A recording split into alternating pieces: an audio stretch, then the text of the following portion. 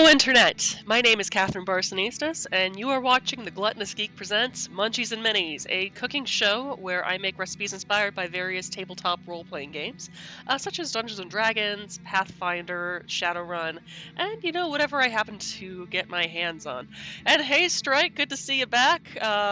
Yes, free of tiger stripes. Oh gosh, yes, Strike is referring to last night's D&D game, where we battled a Rakshasa, or that damn cat. Yes, anyone who has played D&D and has faced a Rakshasa will pretty much agree with me, especially if they don't happen to be good aligned. Which is kind of interesting considering that our only good aligned character in our party suggested burning a couple of people that we found in the middle of the dungeon to make sure. So, the alignment system doesn't really always quite match up to modern morality. Or, just paladin. It comes with the territory. Anyway, yes, today, speaking of Dungeons & Dragons, this episode we are making a recipe from Dungeons & Dragons Volo's Guide to the Sword Coast. For those unaware about this particular source book, it would actually not surprise me whatsoever. It was printed back in the 90s as part of the Advanced D&D, I want to say 3.5, either 3.5 or 2nd edition.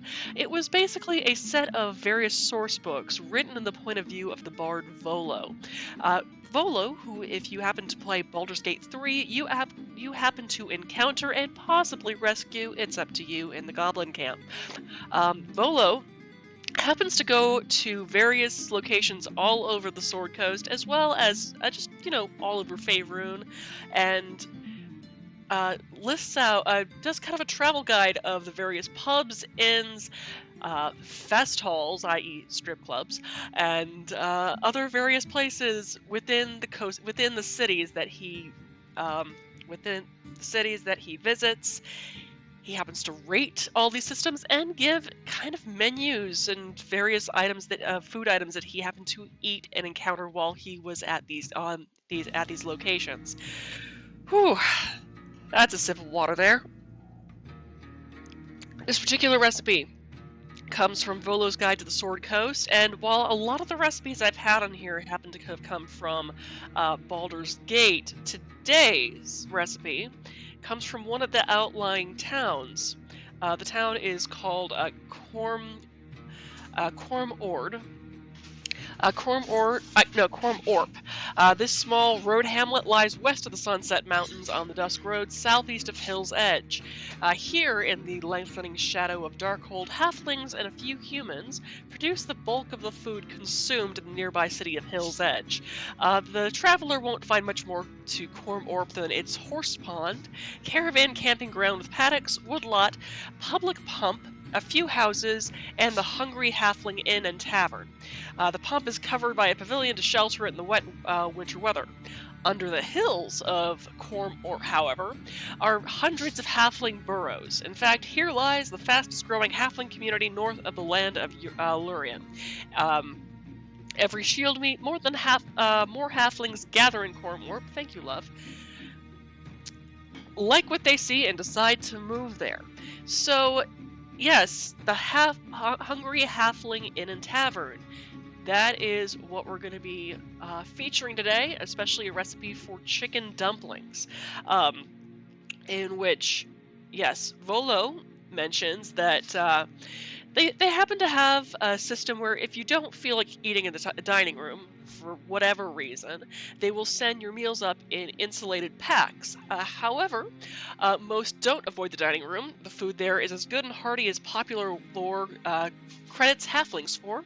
The chicken dumplings are superb. So we're going to be making some chicken and dumplings based off of that, as well as the fact that the halflings of Corm Orp also pride themselves in the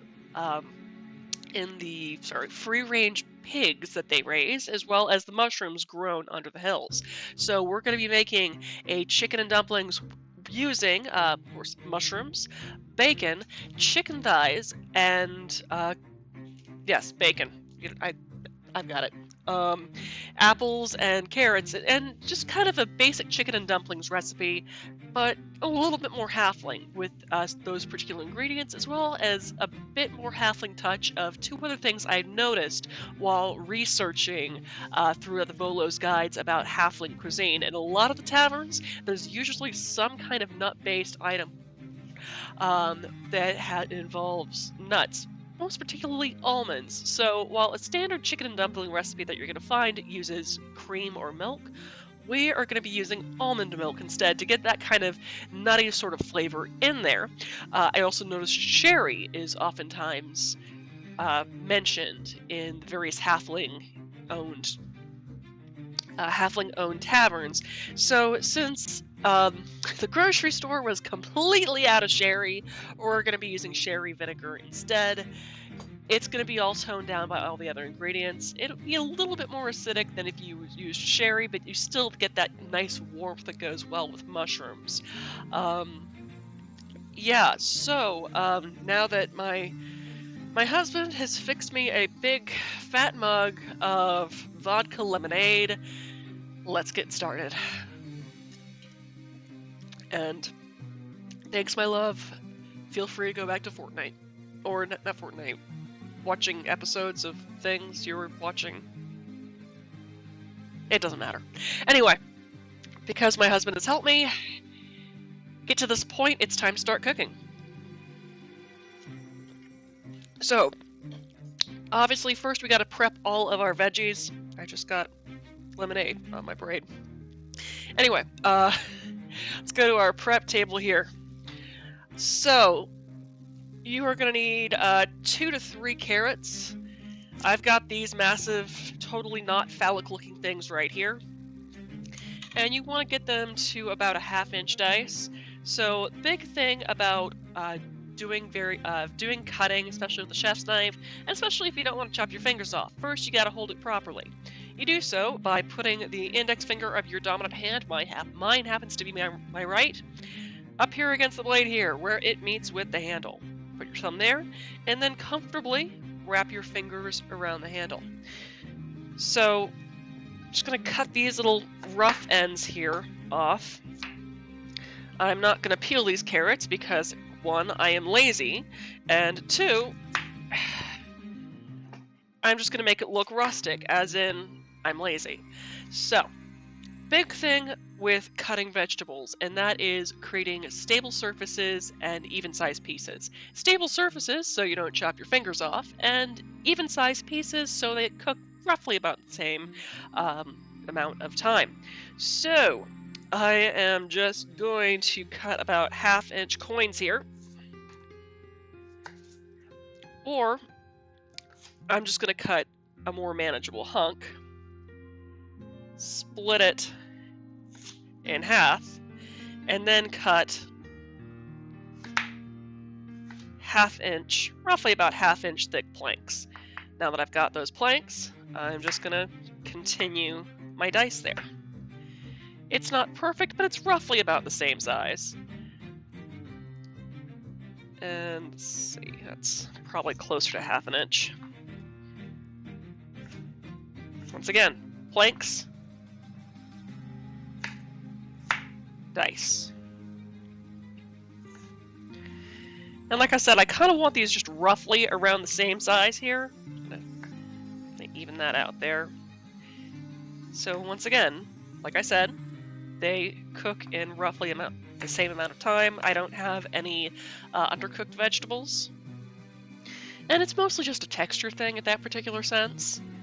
I mean, if you liked kind of crunch on your carrots a little bit while eating your chicken and dumplings, I will not stop you. But for the sake of this recipe, that's roughly about that. We kind of want things around the same texture here.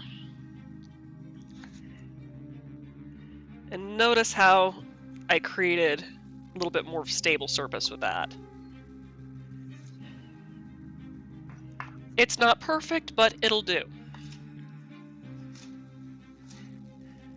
There we go.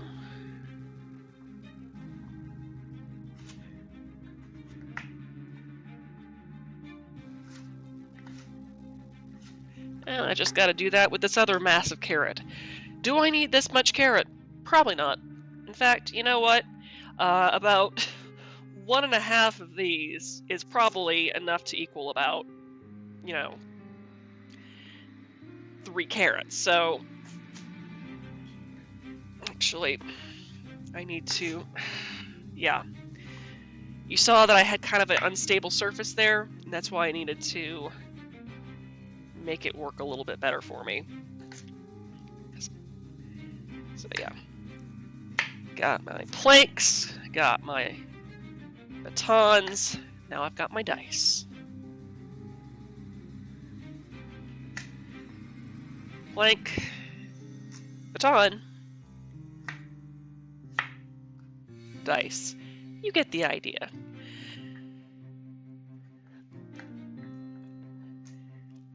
And the thing is, the more you do this, just the better you'll get at it, the more used to the movements you'll be. Do not go faster than you are comfortable with.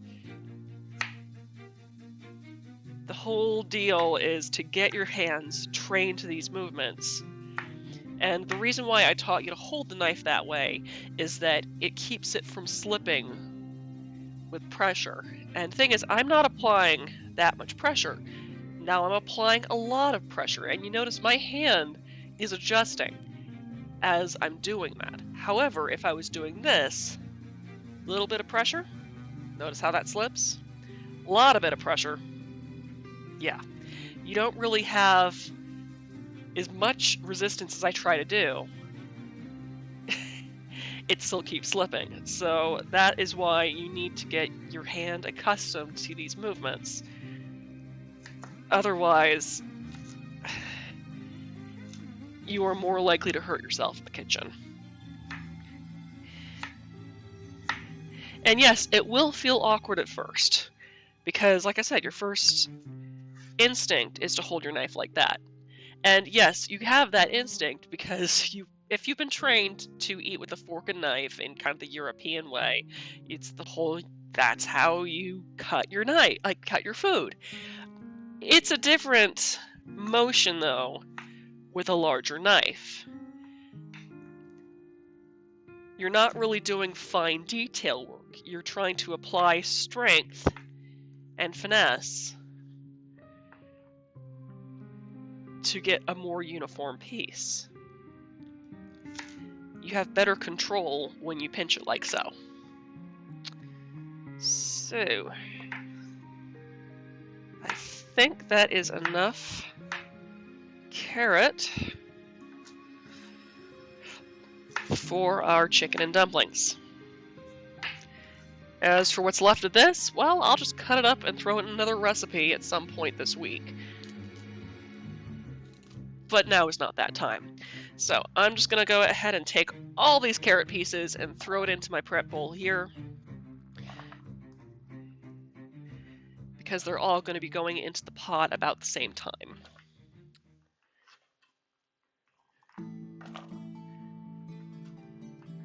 Next up, oh, right, I should actually slice these because they're here. Next up, we're going to go ahead and cut our apple, because it is going to give me the least amount of mess, as well as the least likelihood to make me tear up.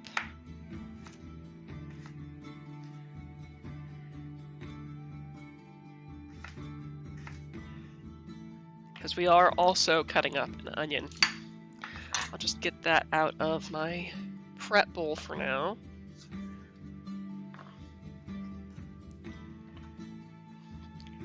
Okay, apple. And you really want to go for a sturdier apple, like a Honeycrisp or a Granny Smith, or a Macintosh apple, because it can handle stuff like stewing for a little bit longer. I mean, granted, thing is, if an apple is listed as good for baking, it's good for this recipe. So, first I'm just gonna cut that straight down the middle. Next, I'm going to make that a flat apple. And I'm just going to slice myself some 1/2 inch thick planks. Notice how I didn't take the core out. I'm not really going to need to in this particular application, because you can see there the core is, and there the core goes. There you go. Don't have to bend your knife into all sorts of weird, and hand it into all sorts of weird angles and possibly cut your fingers. You just create flanks and cut the core out.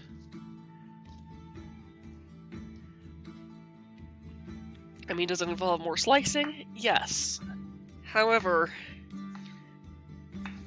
the more you do something like this, the faster it goes. So, just got a tiny bit of core in there. Just gonna pop that out. 1/2 inch batons. And roughly 1/2 inch dice. Okay. There we go.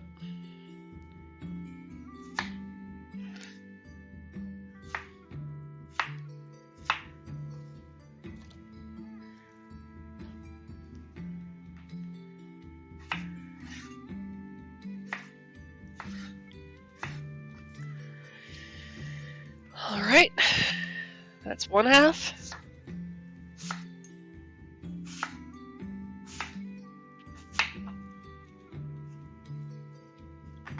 Now for the other half.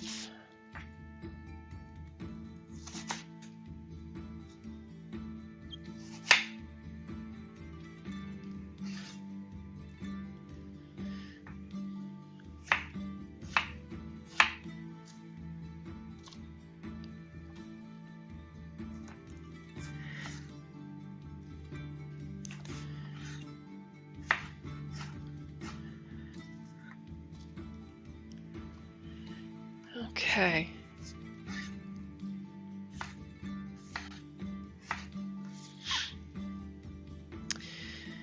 And we are almost done. Cut that out.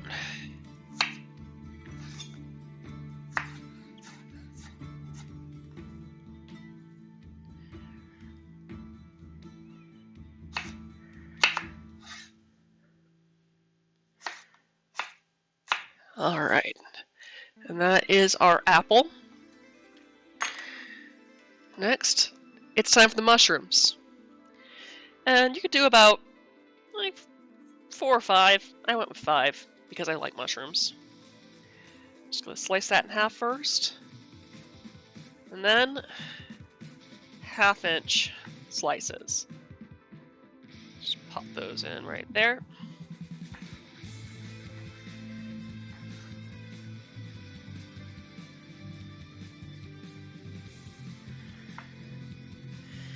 And yeah, it doesn't have such a pretty sort of look as a whole, you know, side of mushroom, but I also know I'm going to get, for the most part, evenly sized pieces, and also avoid cutting my fingers in the process by creating that stable surface. And honestly, this is just a lot faster.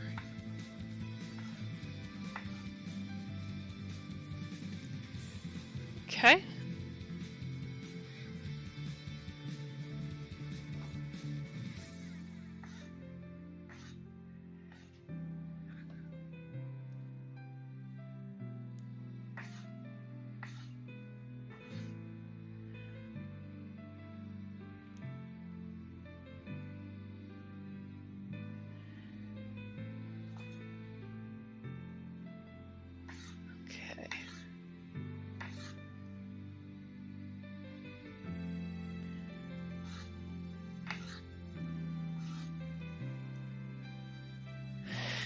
Alright.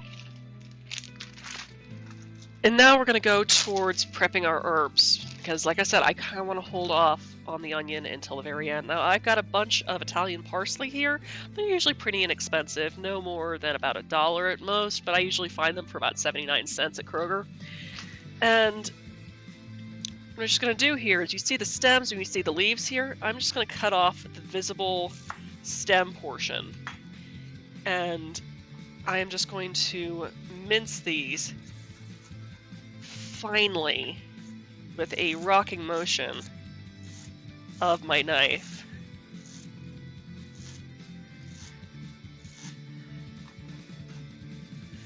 Just kind of set that into a prep bowl here, because this is going to go into the stew portion of the chicken dumplings itself. And I just want to get that nice herbal flavor infused into the first layer of cooking.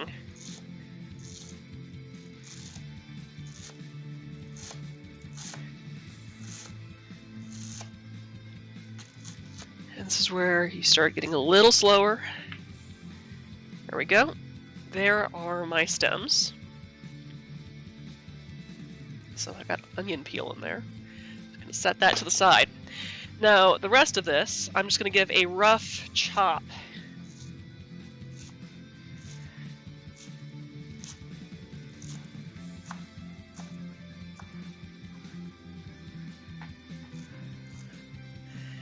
Okay, so half of this, I'm just going to set into a bowl right here. This is going to be our garnish. The other half is going to go directly into our dumplings. So we have nice kind of herb-infused dumplings, which seems very, very halfling-esque to me. So I'm just going to chop that as finely as I possibly can.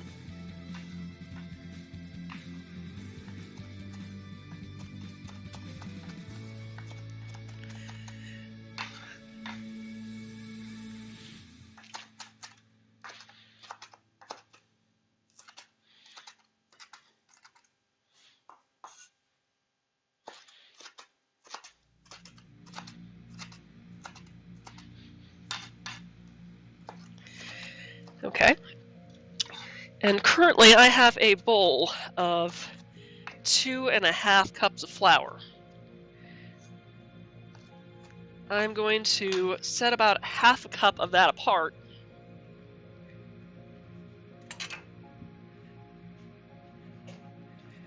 to thicken our stew. So,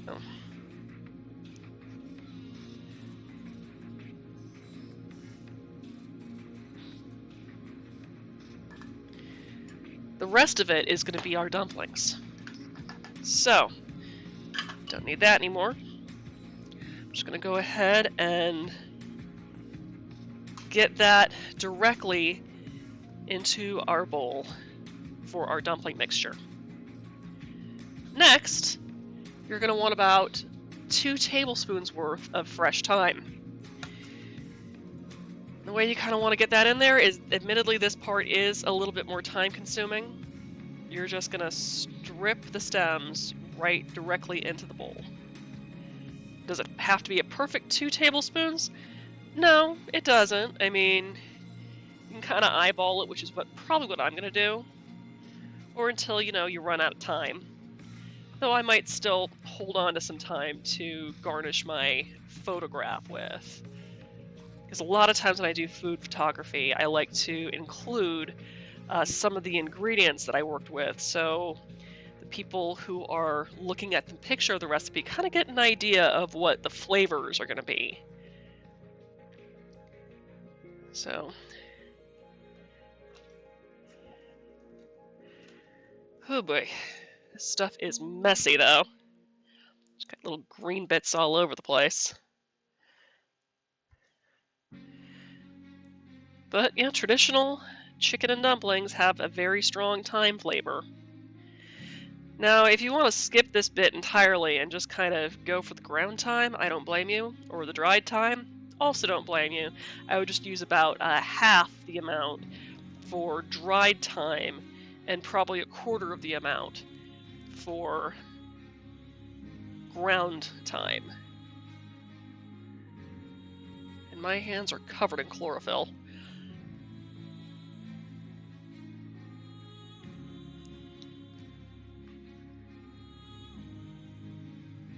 It's times I wish I had an herb stripper or something.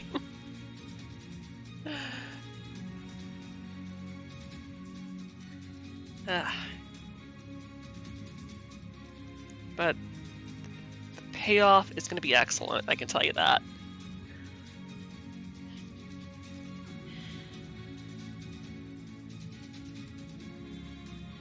It's the type of dumplings that we're going to be doing today are going to be light and fluffy. And stuffed with fresh herbs. And they only look difficult to make. I mean, honestly, this is stupidly simple.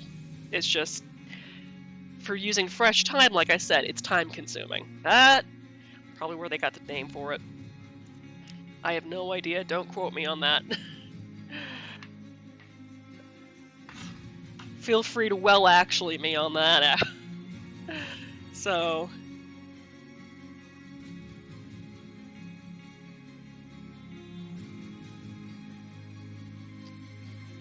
interesting thing about thyme is that it was used to purify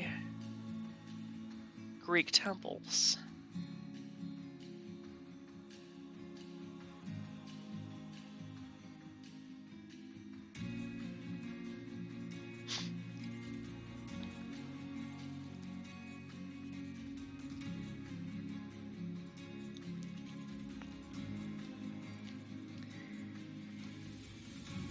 Should probably give that a quick whisk with a fork. See how I'm doing there.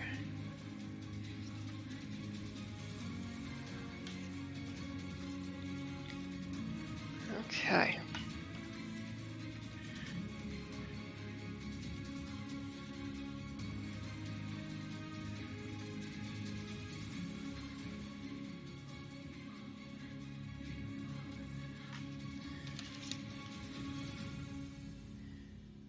All right.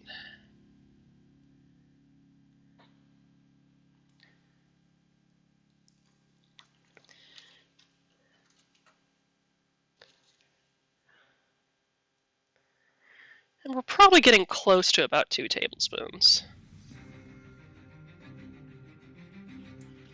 Like I said, I kind of want to hold on to some of this to garnish the photo with. Maybe after these, yeah, after these sprigs right here, I'll stop. Keep the rest of it for the photo. Okay. Let's just get that bit.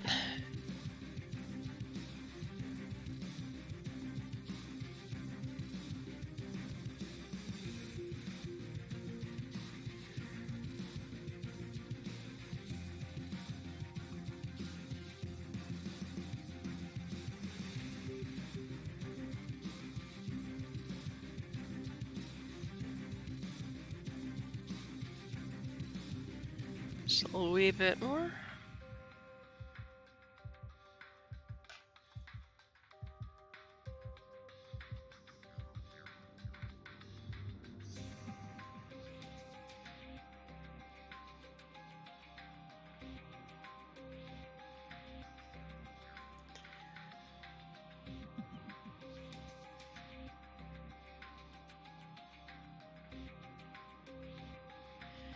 And a wee bit more.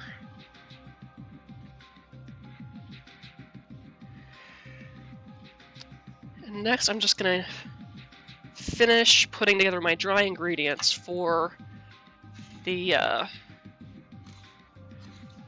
dumplings there.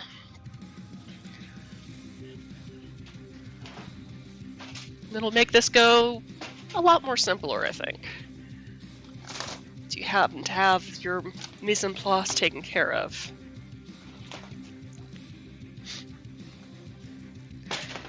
Okay. Right, so just gonna give that a quick whisk with my fork here. It also allows me to see where I may have dropped a stem. Alright.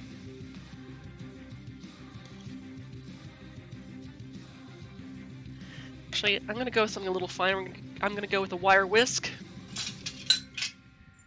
Just stir that up a wee bit finer. Get fewer clumps in our flour here.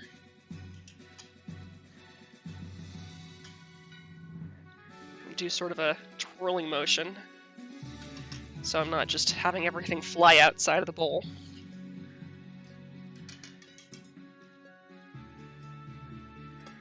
Okay, so the next dry ingredients you're going to need, I do about a large pinch of kosher salt, and let's see, how much did I actually write down on here? You need a tablespoon of baking powder.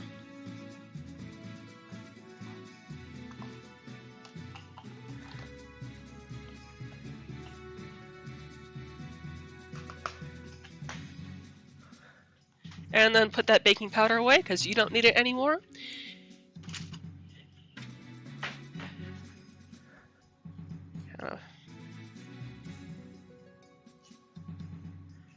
Whisk that together.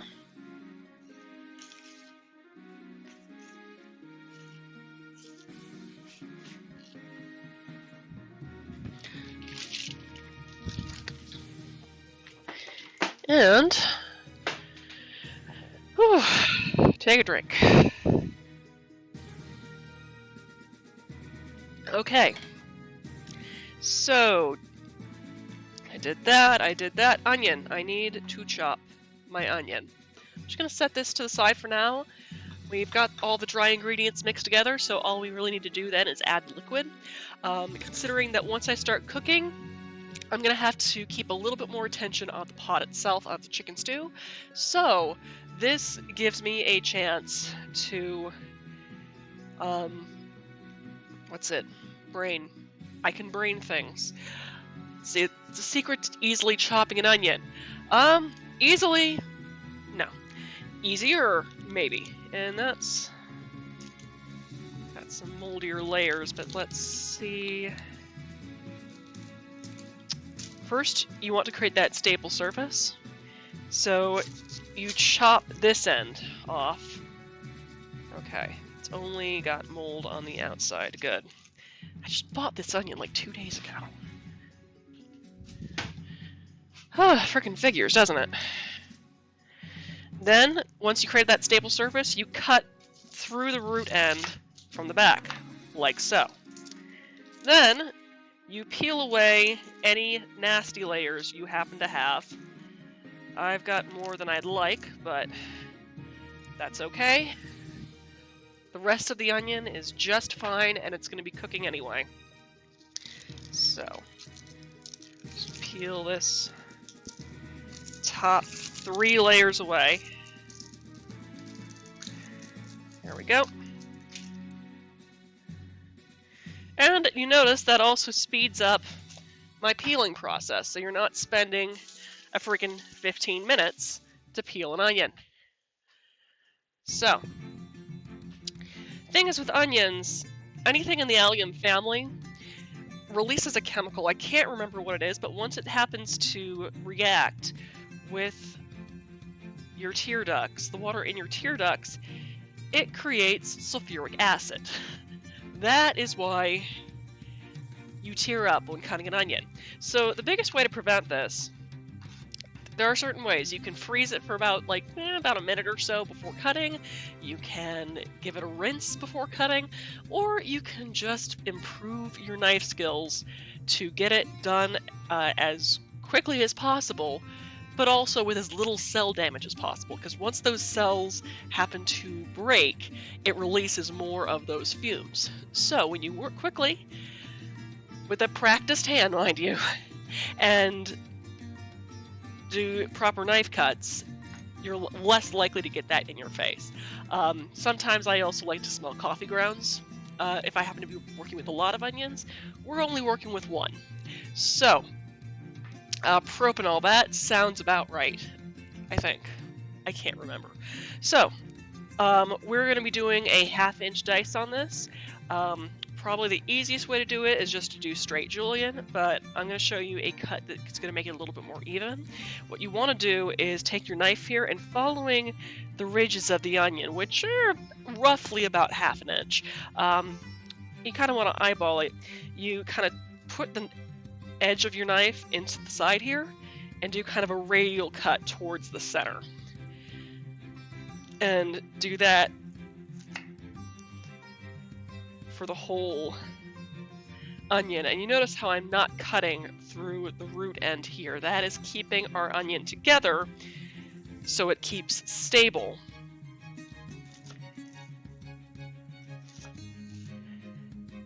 As I'm doing this radial cut. Alright, so now that I've got that radial cut down, now I want to do my dice. I'm just going to do that by cutting directly across.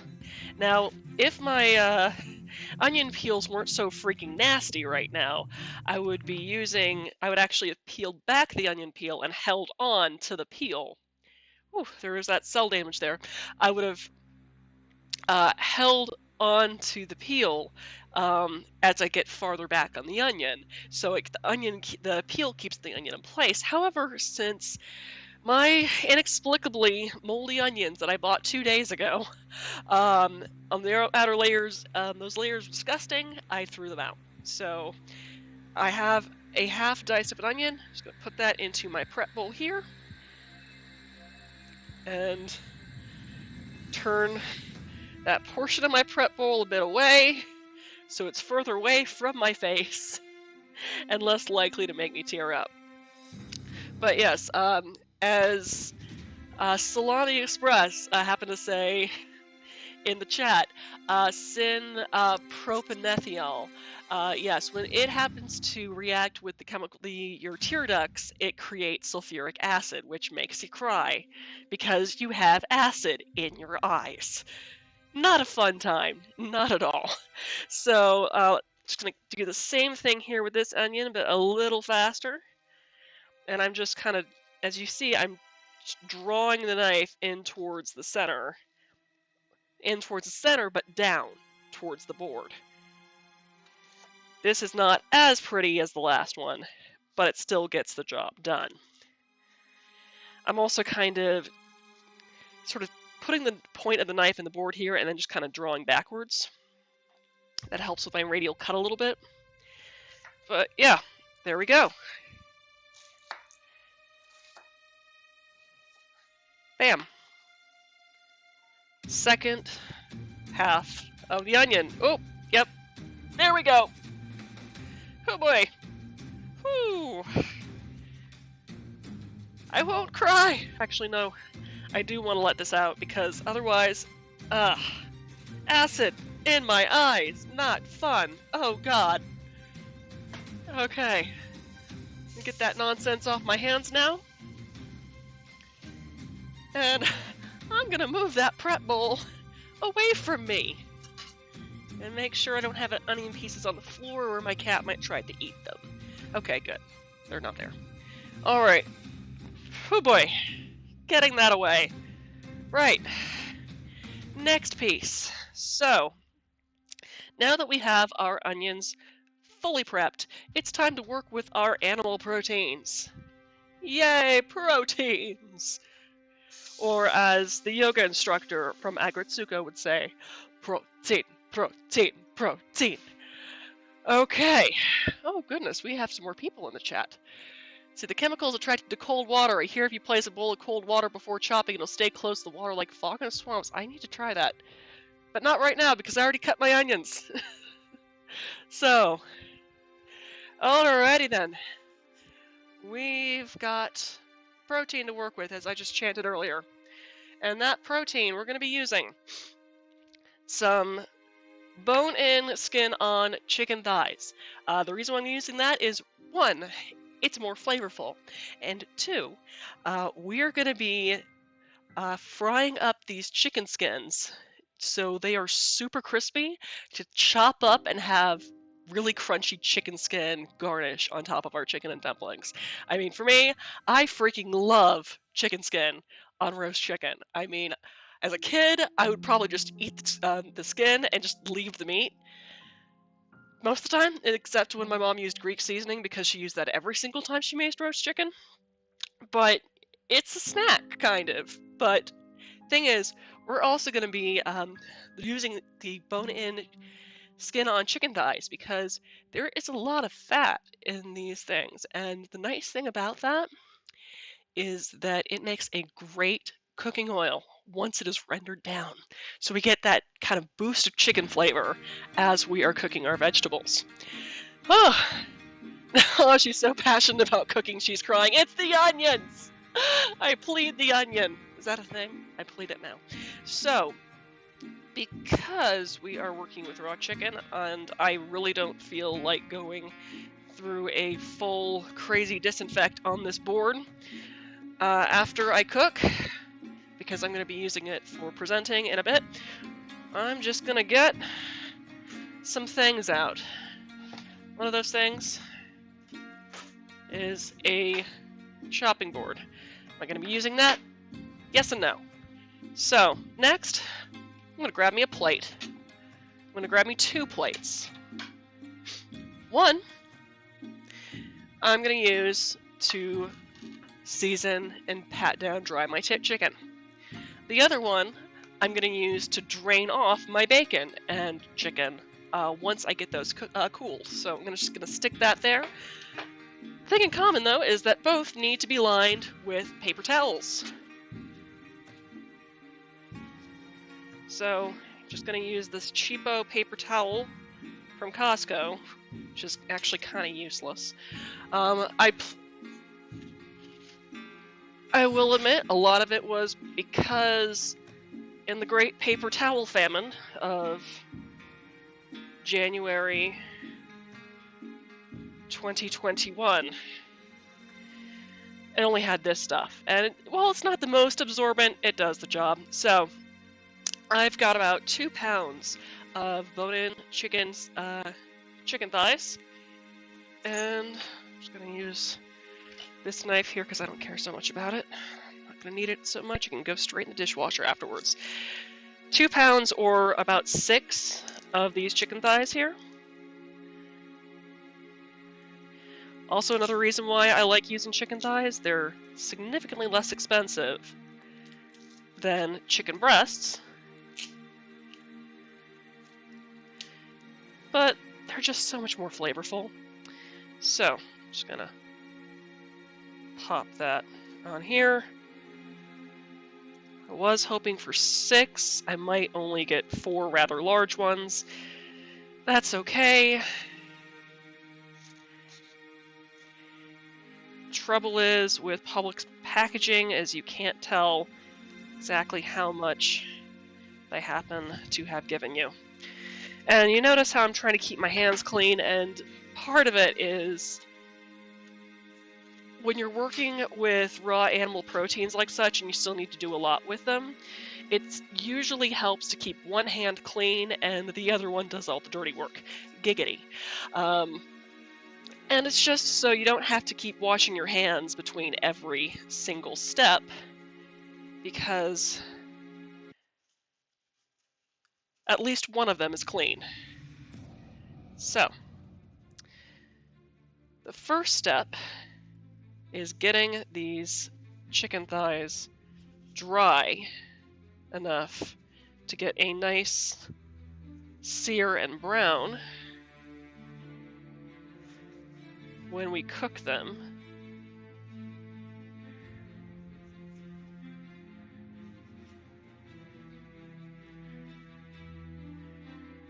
There we go. It also allows the spices I'm about to put on them to adhere a little bit better. And I'm just going to let it sit, because first I need to switch to my stove cam, where I have about, I think it's about a 5-quart Dutch oven here. This one, and I mean, if you've seen these various kind of enamel-covered Dutch ovens before. Yes, they can get expensive, only if you're buying the huge name brands like Le Creuset. This one is a Chrissy Teigen's Cravings Dutch oven that I got at Target, I want to say 2 years ago, for about 20 bucks. It was on sale. However, I know Amazon Basics also sells an enameled cast iron Dutch oven too for about $25. You don't necessarily have to go with a premium brand to work with this equipment, and honestly, I love this thing because I can switch it to the oven and the stovetop so easily, and cast iron's kind of a natural non-stick surface to begin with, but an enameled cast iron even more so. So, that wasn't an advertisement, that is more of me recommending things. I'm just going to switch the fan on to about a low setting, just so you can still hear me, and I'm going to close this door here, because even with the fan on, I still happen to have cooking oil and fats kind of aerosolize whenever I'm cooking them, and the fan does reduce on that, but if I don't close that door there, I happen to have cooking oils kind of land on the stuff in my dining room, and I don't want to have to do that deep clean again next month. So, right, I've got my cast iron, and I'm just going to turn that on to a medium flame, and then set my timer for about 3 minutes to preheat its surface.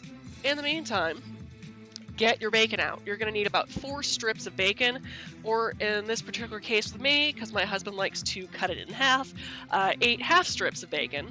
We're going to be using that bacon fat to mix with that chicken fat to cook everything, but also, as I mentioned earlier, the halflings of the village where the Hungry Halfling Inn happens to be are very particularly proud of their free-range pork product. Well, free-range pigs that they process into pork products.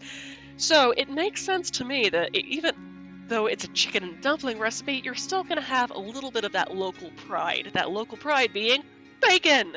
And come on, everything's better with bacon. And, yeah, true story. I mean, I've dated people who either cannot or will not eat bacon. I am not married to any one of them. It's like, I will give up bacon for no man. And also, you know, as a Hestia worshiper too, the goddess of fire and bacon. I feel like I need to, you know, give a little bit of reverence to my goddess by cooking bacon. So, I'm gonna wash that a bit, just because Ziploc bags are a B word to open with only one hand. So, what are we doing here? I need a drink, because we got about a minute left on that. Meantime, while we're waiting on that to preheat, you're going to need some other things other than bacon. You're going to need some garlic powder. You're going to need kosher salt. Well, bam. And black pepper.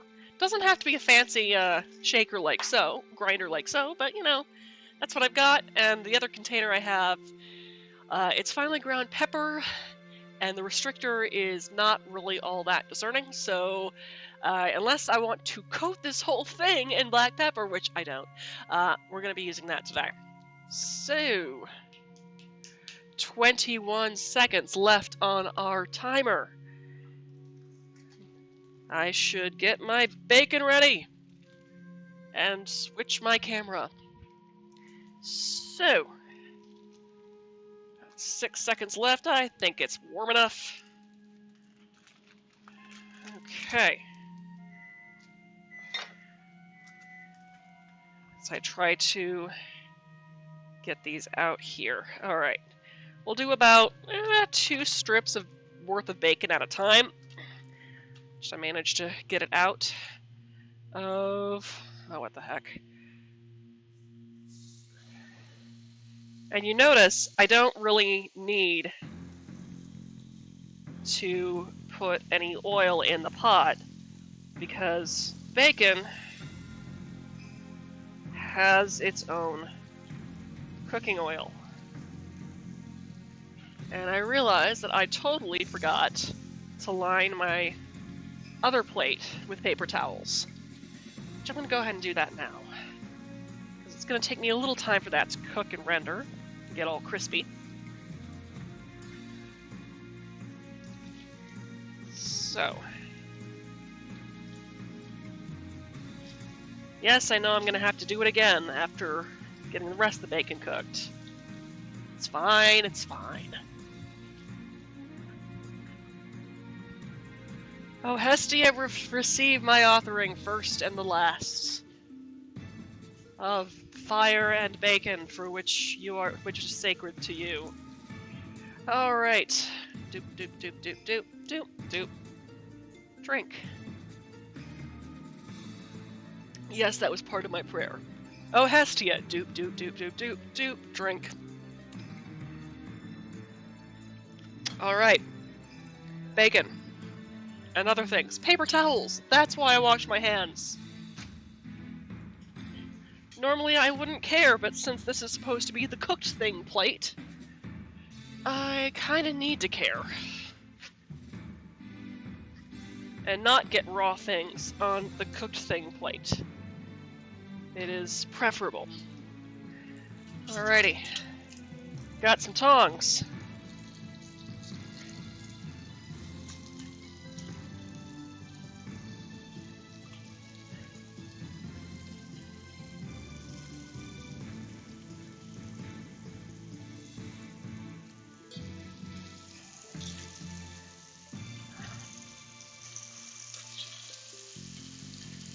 Alrighty.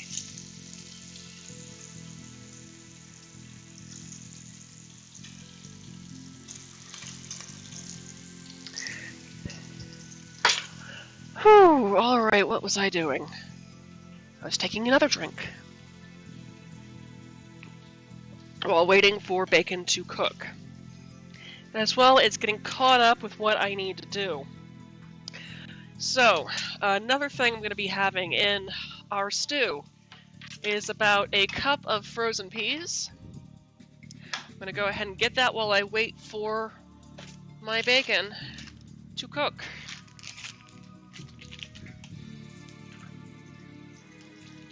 Let's see. How crispy are we getting? We're working on it.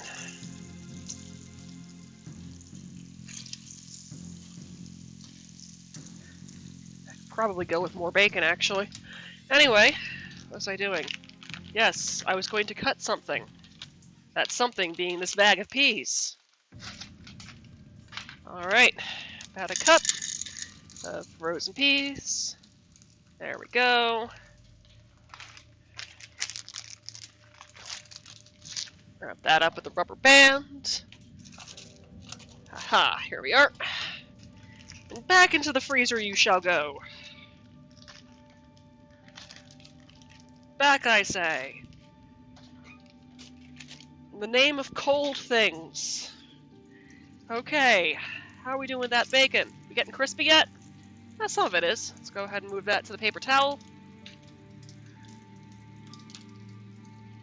Ow! The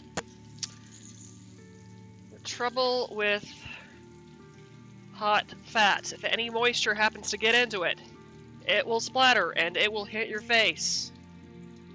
So try not to put your face too close to the pan. Do as I say, not as I do. Right.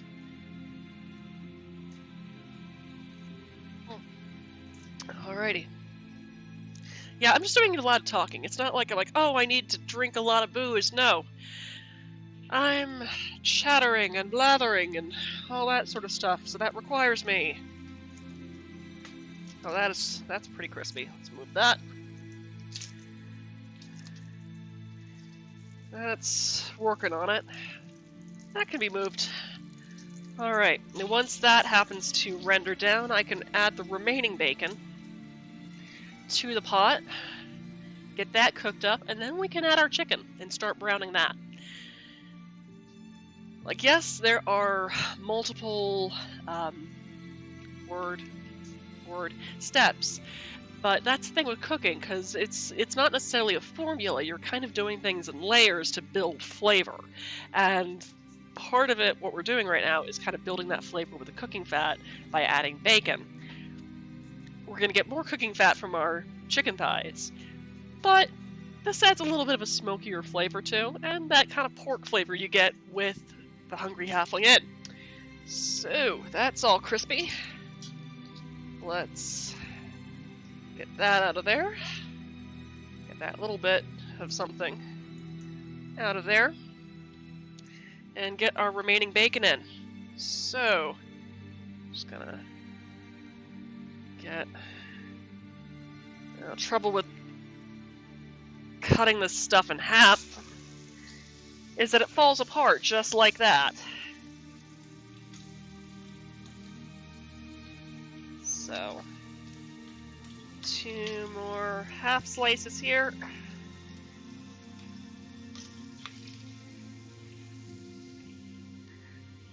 Wash the bacon bits off my hands.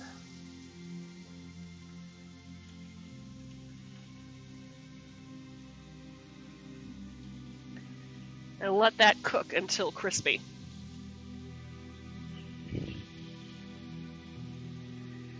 And my husband is loving the smell of bacon right now, I can say that. Alright, how are we doing? Oh boy. And that kind of came apart too, and that's fine.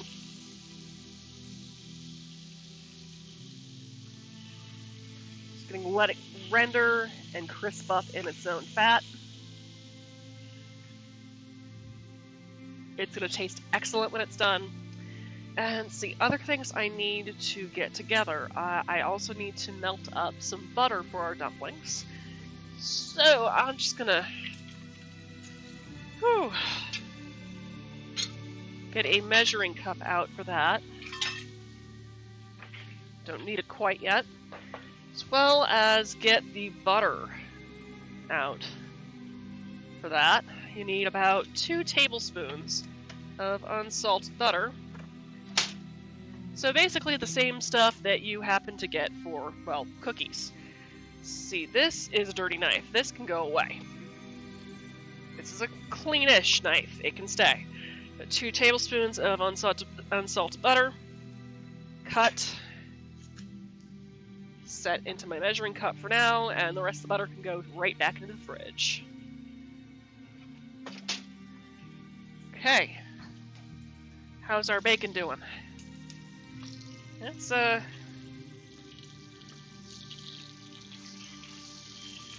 fish out some of these pieces here. If you're worried about how intact it is, don't, because we're going to be chopping this up anyway and putting it right back into the pot. We're just not at that point where we need it yet. Alright, you're pretty crispy. Alright. So another reason why I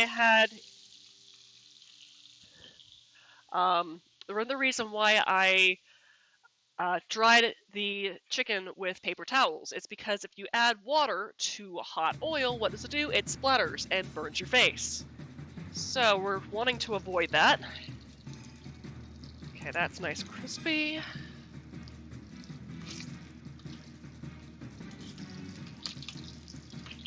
All right.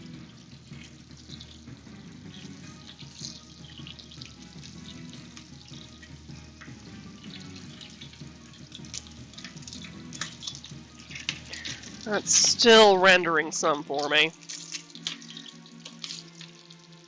I kind of want to wait until that sizzling sound starts to fade a little bit. Because when it's frying like this, it's expelling that excess moisture. There we go, that's pretty crispy. And that's quieted down some, so let's put that there.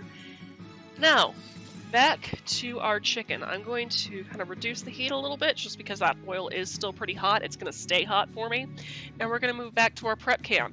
where we have our chicken breasts. So I'm just going to first season this liberally with some kosher salt. Do the same with some garlic powder.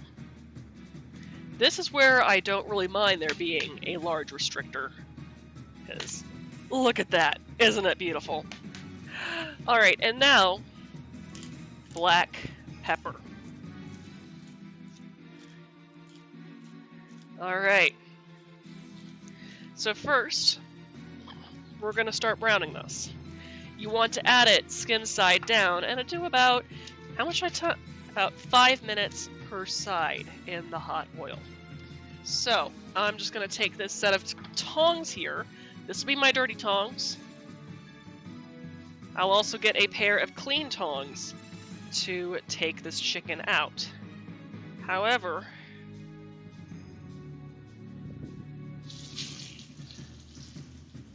let me just switch the cam here. And as you can see, about skin side down. And that is going to render a lot of that fat out of it. So just so I can keep track, dirty tongs, and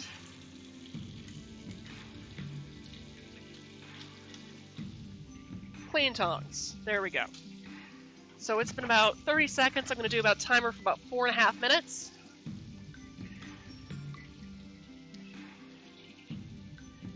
Let that do its thing. I'm just going to go ahead and put this fan up a little bit higher to help disperse some of the fat and oil a little bit better. In the meantime, what was I going to do? I'm going to wait. Waiting is good. I'm going to have a drink. But as you can see, the fat in the chicken thighs here is starting to render out more into that bacon fat, which is going to be great once we get all of our veggies in there.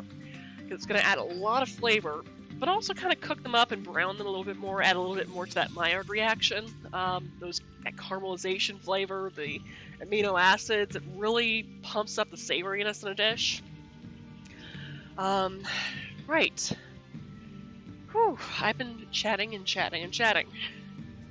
How are y'all doing tonight? Now that I finally have a chance to catch my breath. I mean, like I said, once you kind of get everything going, it's just a matter of going one thing and then the next thing and then the next thing.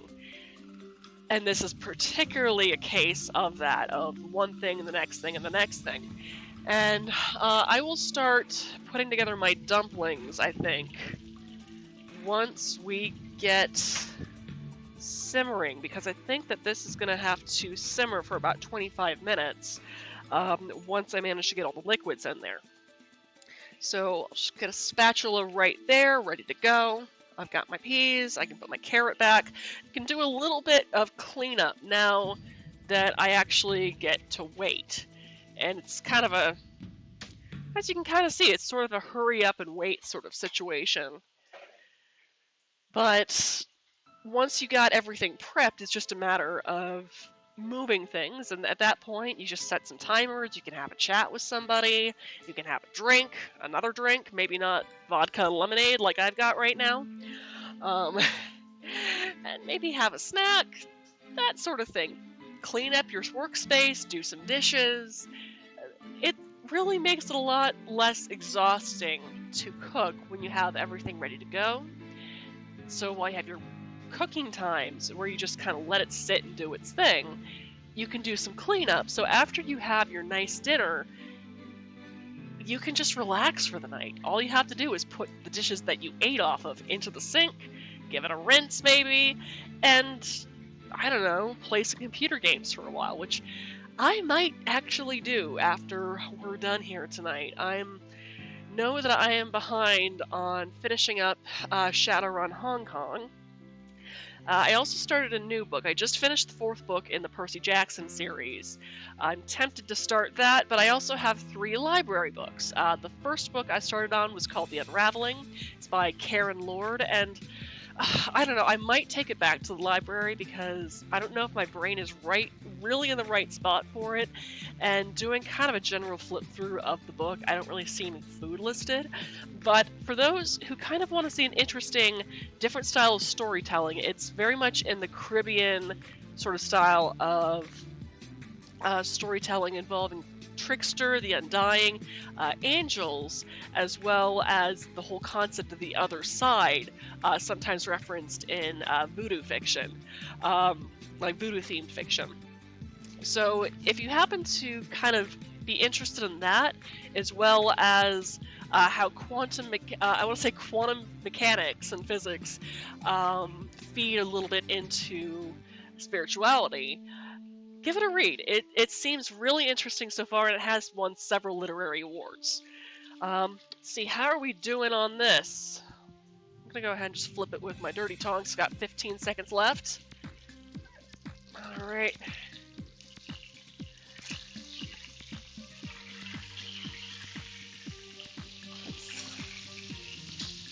Looking pretty darn good. And I'm gonna set a timer for another 5 minutes.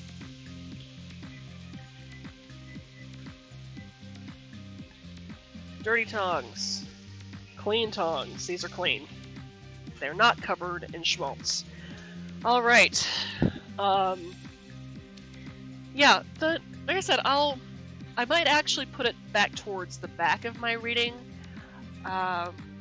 priority and head straight towards 2 other books I have. One's called Those Meddling Kids, and it's kind of a parody a little bit on shows like Scooby-Doo and Jabberjaw and all that, but kind of in a more realistic setting, but with still some horror elements as well.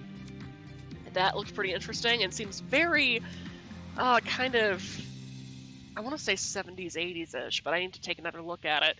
And the third one is called The Changeling, which was written in the 70s. And it's, I think, kind of a love story, from what I can tell of the description in the first few pages that I read, about this couple that meets each other in New York, from, like, one's from Africa and the other is local. And I think the husband disappears and comes back as a changeling.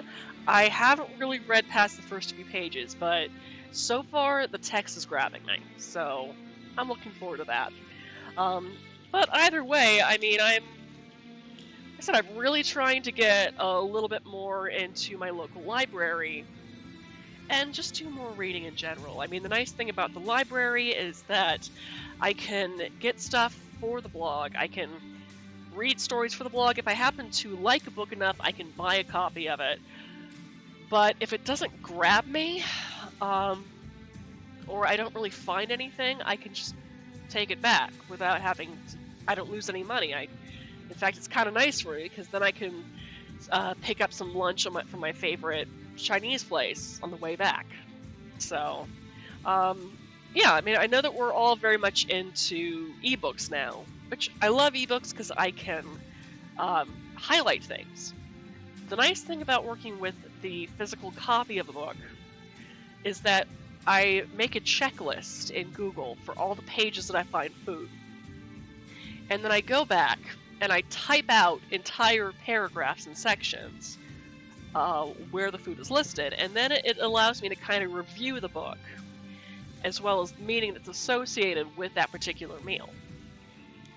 So that's kind of what I've been doing. And I think it works out pretty well. I've done with the Percy Jackson series, I've done that with My Best Friend's Exorcism, and the Southern Book Club's Guide to Slaying Vampires by Grady Hendrix. And I've started doing that with the Grishaverse, though I've discovered that, someone's already done pretty much all the food recipes in the Grishaverse. Great. Cool. However, I did enjoy the book so much, I went ahead and bought the 3-book series. So, sometimes you just gotta get a book series because you enjoy reading it. And especially since I don't really see all that much Russian or Slavic sort of styled fantasy all that much, except maybe an anime. And I don't really count that as much because you gotta love anime, but it's still very geared towards Japanese culture or Korean, like depending on who made the show. It's not in like I mean there is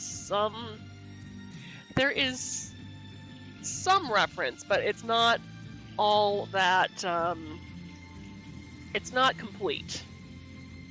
I mean, or it's not as probably well researched as say a novel is, where you're able to put a little bit more emphasis on cultural details through the prose. With an anime, or sometimes even a manga, there's only so much you can do within that medium. So, that saying, not criticizing either medium, because I've found some interesting things, like Drifting Dragons. I did find it interesting how Drifting Dragons is kind of a collection of Eastern and Eastern European and Mediterranean style cuisine, but using dragons. I did think that was pretty interesting. Alright, we've got 20 seconds left on these chicken thighs. Now, keep in mind, these are still not completely cooked through. I mean, they are a bit, but we're basically doing a browning and kind of basic cook through so we can shred the meat and put it back in the pot. However, I really want that tasty chicken skin, because I'm going to be peeling this off and continuing the job in another pan so we have some really, really tasty garnishes to go along with our chicken and dumplings. And just adds a little bit more texture, I think. Alright, so we've got 2 more chicken thighs to go.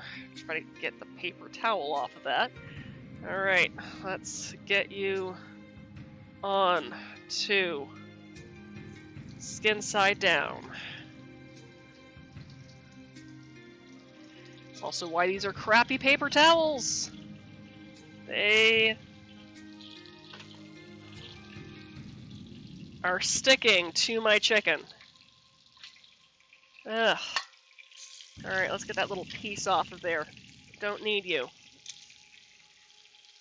Alright. I think that's all of it. Yeah, okay. And now that we got that, we can throw it away. Don't need it anymore. I'm just going to keep this on hand to give the initial flip.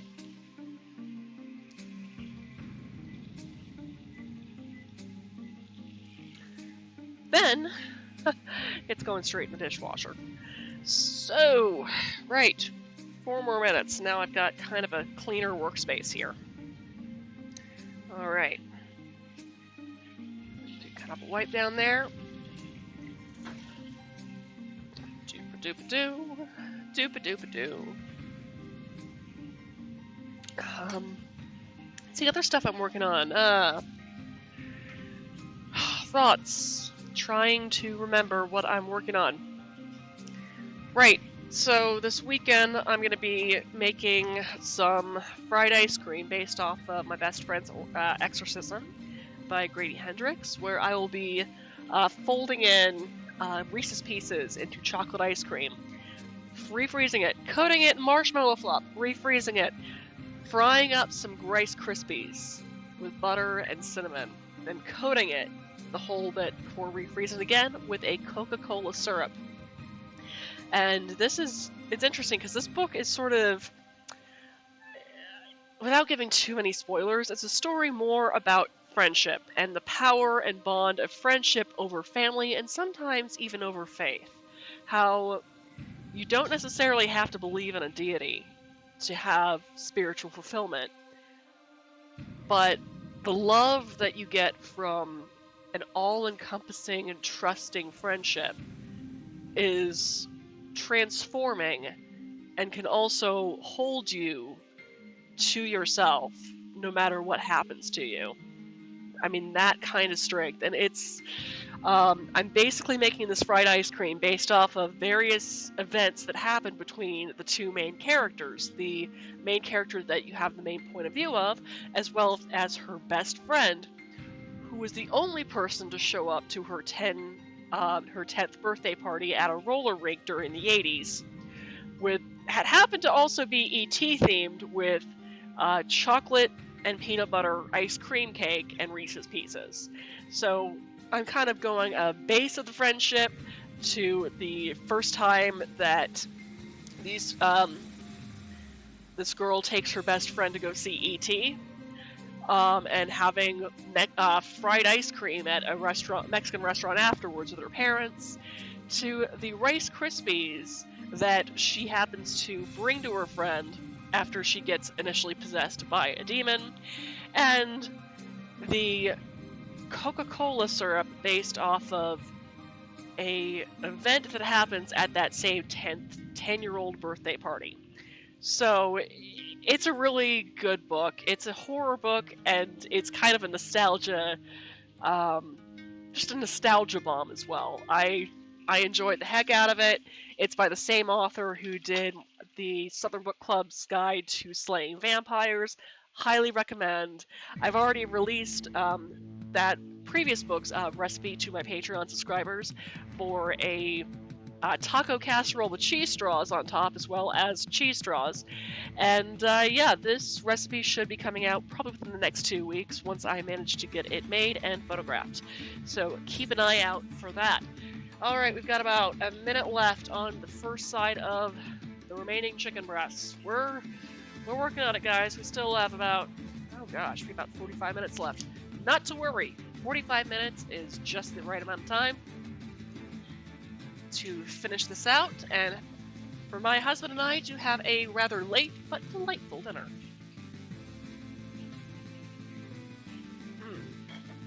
Okay, minute left on that chicken. Bam, bam, bam. Alright, and it looks like good. Our chicken skin is still pliable enough to remove. Where's that pair of tongs? Here it is. Alright, I'm just going to go ahead and flip it over. There we go. 1 and 2. Alright. Just in time for our timer to go off. And I'm going to set that for another 5 minutes. And while I'm waiting, I don't need these anymore. They can go directly, after a quick rinse, into my dishwasher. Just like this rather poultry-covered plate. Dishwasher. Boom. Alright. And while I am waiting for that to brown, I'm just going to go back to my bacon here and give it a rough chop.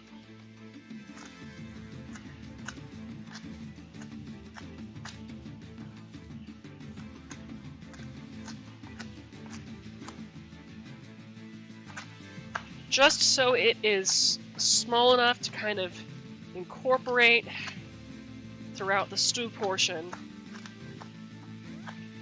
of our chicken and dumplings.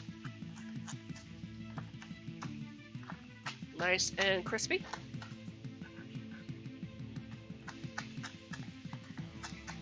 Alright. And when does that go in? That goes in at the same time that I happen to put in the peas? I think it's the same time as the peas. So let's go ahead and put that in the same container as said peas.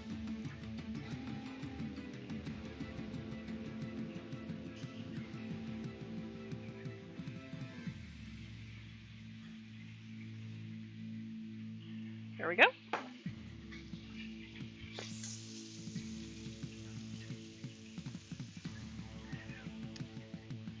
There are some cooks who, and video people and bloggers and everything who like to do cute little prep bowls. Yeah, cute little prep bowls means that I'm doing more dishes. And that means you're doing more dishes because you don't get to see how it all sort of plays out. And don't we all just hate doing dishes? So, don't you worry, my friend. I will save you from the extra dishes. Alright, So now that our chicken, our first round of chicken, mind you, is probably cool enough to handle, I'm going to go ahead and do a little bit more easy prep work, mind you. Let's see, are you cool enough to handle? Yeah, you're cool enough to handle. Just move this directly to our cutting board here.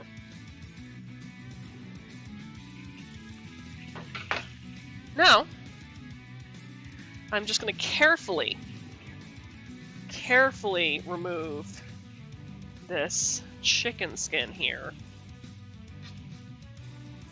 Try to get it as whole of a piece as possible.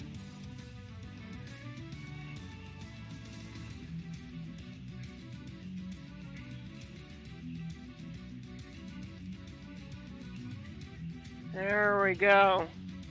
Isn't that lovely? Alright. Is there any chicken skin there? Nope, that's just brown chicken.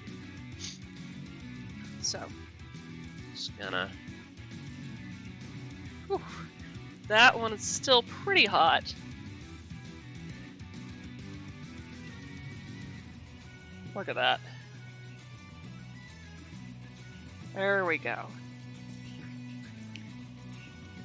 And the thing is, I want these crispier, so when we cook this, we're going to go the underside first to render out that extra fat, and then flip it. In the meantime, I've got some meat to shred. So, wash the extra schmaltz off my hands. Whew.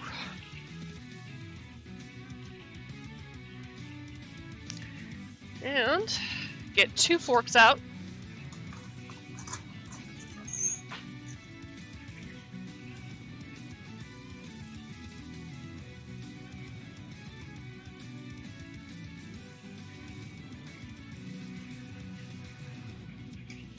And you can see this is still a little bit raw, but that's fine because it's going to continue to cook. I'll actually cut off some of this.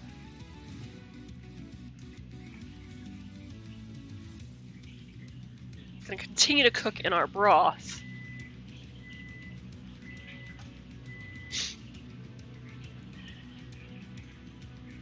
Alright. Let's set that to the side for now. I need to remove the remaining cooked chicken.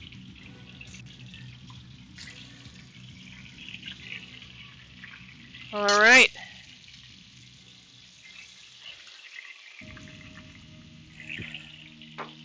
Cool. Okay, so I'm just going to switch back to our stove cam.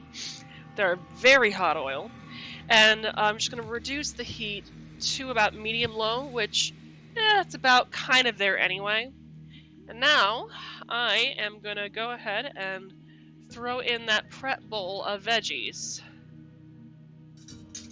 Let's see, we'll just use slotted spoon. Slotted spoon's good.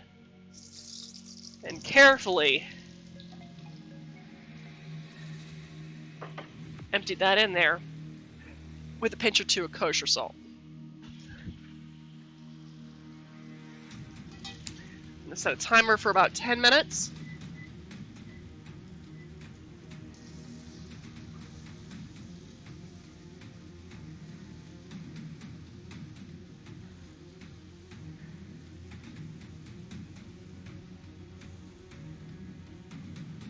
And you can see how we needed all that fat, right?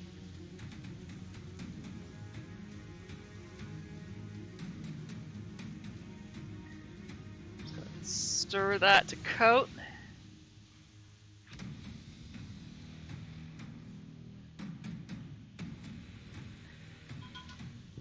And did we actually have the minced parsley in there too? Apple. Let's see. When did I put in that minced parsley?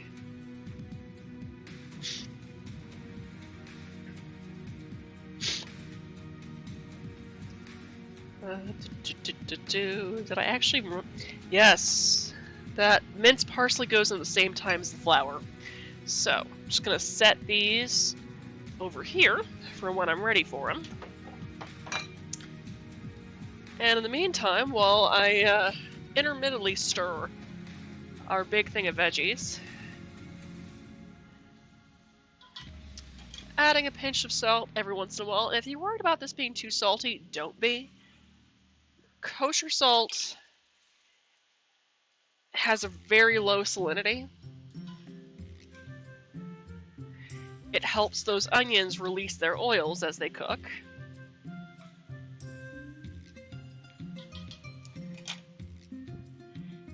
And the nice thing about kosher salt, once you get to the part where you get to taste on your salt, since it dissolves quickly, you can taste it as soon as you stir it in. As opposed to table salt, which takes a little while to dissolve, so while it tastes fine when you first put it in, once it dissolves, it ends up becoming too salty, doesn't it? So, keep that in mind, why kosher salt, I feel, is kind of superior when it comes to cooking and learning how to cook. Be a little bit more liberal with it, and you kind of add it bit by bit throughout the cooking process. Is this a piece of bone or just a really crunchy piece of... I honestly can't tell. Yeah, that's not going into our chicken and dumplings. If I can't tell, it's not going in. So, just going to go back to our prep. So we kind of cut and shred.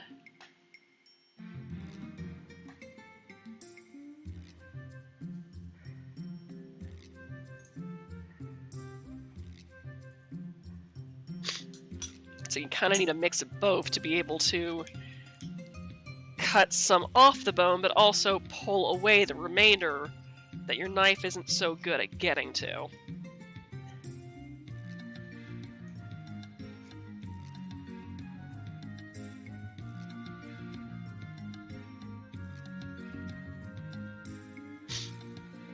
Okay.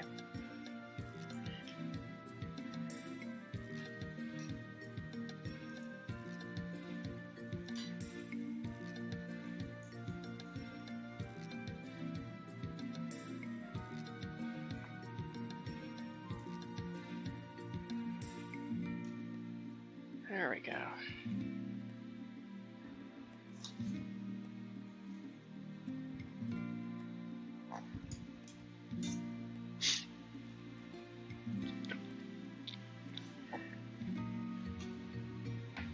Cut that little piece of bone out.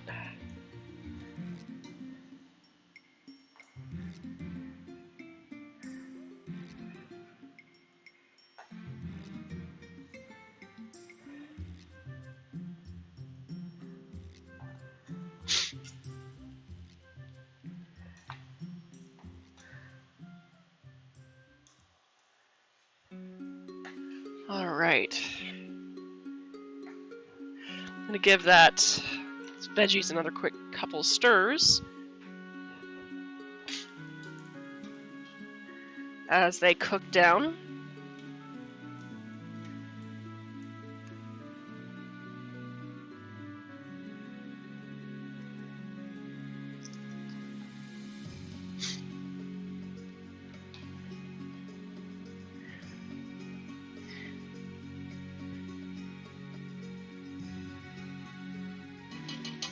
Alrighty. Where were we? Yes. Cooking and shredding partially cooked. Cutting and shredding partially cooked chicken. I can talk. Kind of. Alright.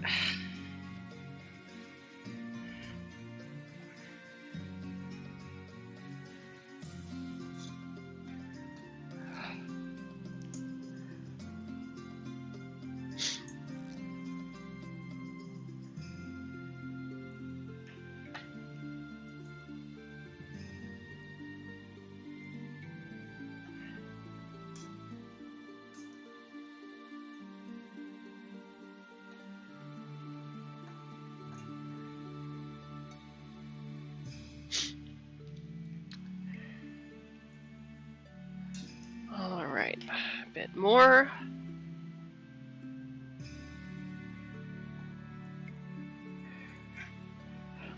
And no, I will not be using this knife after I finish with the chicken here. We will transfer to a clean knife for cutting up the chicken skins after I have fully fried them. They are still not completely done. I want to get them super crispy, as in on both sides. Okay. I'm just gonna take a look real quick at my vegetables again. About 3.5 minutes left on those.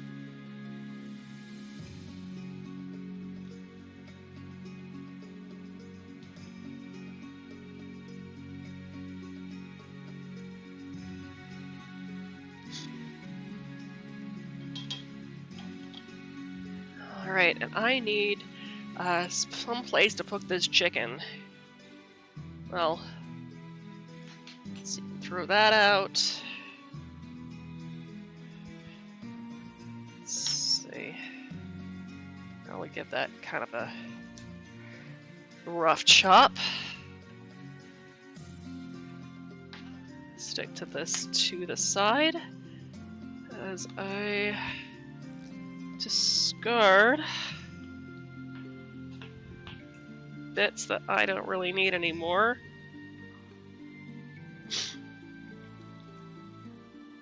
Ideally, I would get all of this, but I'm gonna get as much as I can at least. There we go. And toss out these chicken bones here.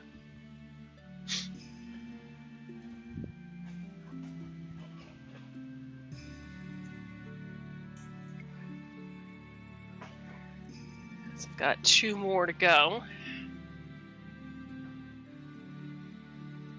Back to the prep one. There we go. As well as these little bony bits. I'd rather you not get caught in your throat. Okay, cool. Just move this to the side for now. Give this a stir.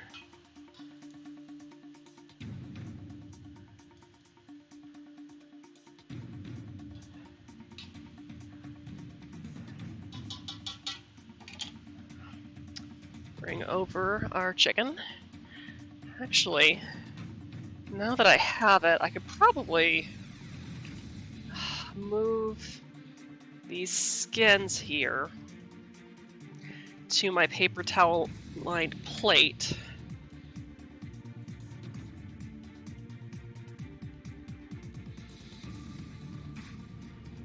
So they're ready to go when I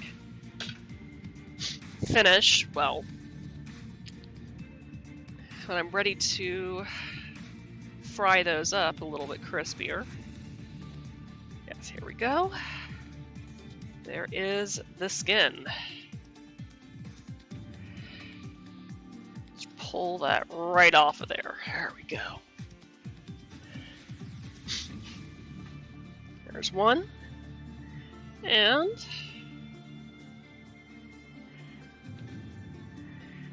here is another. Let's try to find where the seam is. There we are. Perfect. Still laden down with fat, you can see. Like I said, we're going to render out the rest of that as we fry them. Okay.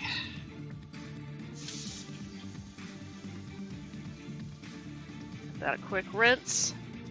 So now we are in the next step of our veggies. So, my timer for 10 minutes just went off. And I've got a half a cup of flour as well as my minced parsley stems. I'm going to add the parsley stems first, as well as a pinch of salt.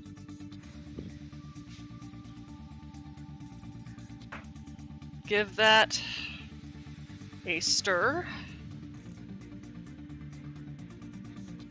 to get it all nice and mixed up into the fat to release those volatile oils into the fat. And you see how this mix is cooked down quite a bit.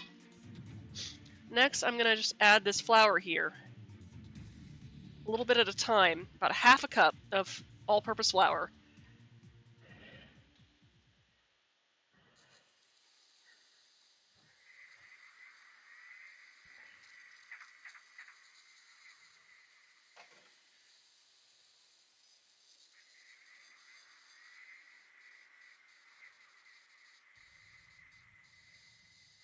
And the thing is, I want to make sure that flour gets completely immersed into the fat so I don't have any lumps.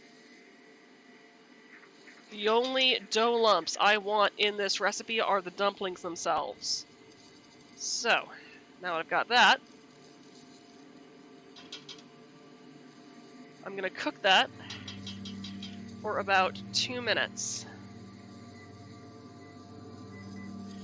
And in the meantime, I have some liquid ingredients that I need to get measured and in there. So, yes, 2 minutes. Then sherry, which you're going to need about a half a cup of sherry. I prefer, like, I've got sherry vinegar because Publix is out of sherry right now. So here I am pouring sherry vinegar. It's still going to work. It's going to get that nice kind of earthy, rounded flavor that you get with sherry. It's going to be a little bit more acidic, but that's fine.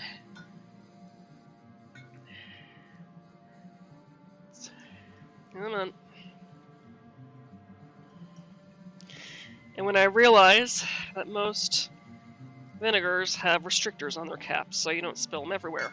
Alright, but that's okay, because we are about a minute left on our cook there. A quick stir.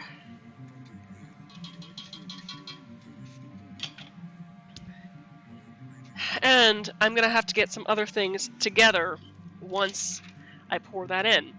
You're going to need about 3 cups of chicken broth and a total of 3 cups of almond milk. However, for this next step, we're only going to need 2 cups of it. So now that I've got about half a minute left, that is pretty cooked. I'm going to deglaze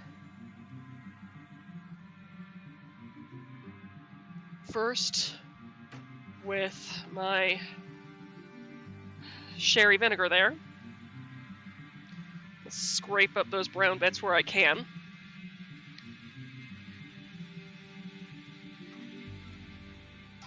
And next, I need to add my liquid. And hopefully that'll deglaze it a little bit further. So I'm going to need 3 cups of chicken broth. So, got some chicken broth right here. Right. That'll be fine.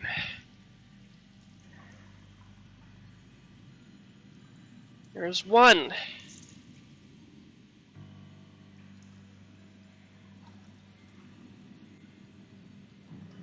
Two. And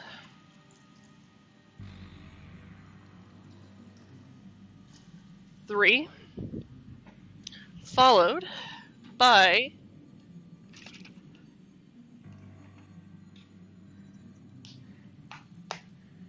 2 cups of unsweetened almond milk.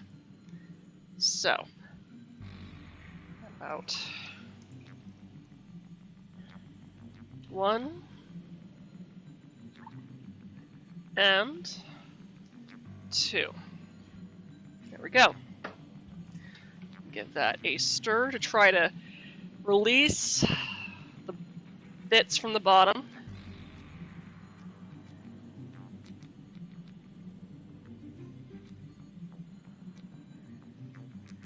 And I want to bring this to a simmer.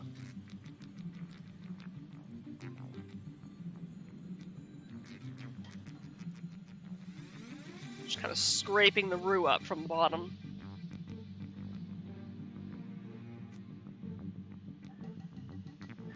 Alrighty. So as we wait for that to come to a boil,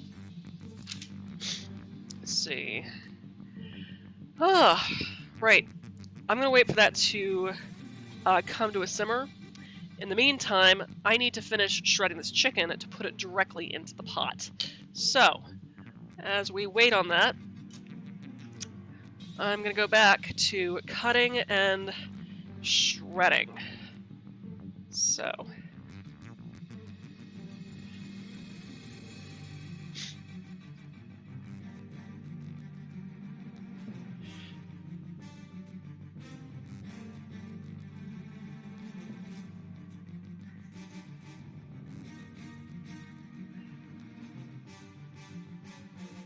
there we go.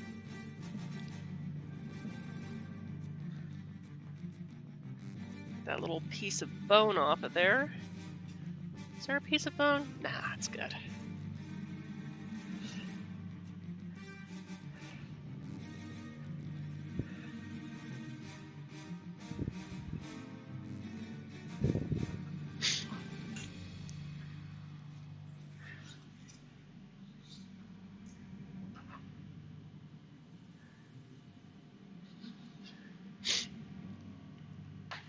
And I'm okay. I just have allergies, so that's the sniffling you hear on me right now. Also, I tend to get sniffly when I've been talking a lot. And I've been talking a lot because this is my show, and I can do that. So, just cutting the extra bits of meat out of there as best as I can without getting too much bone or gristle. There we go. Toss that out.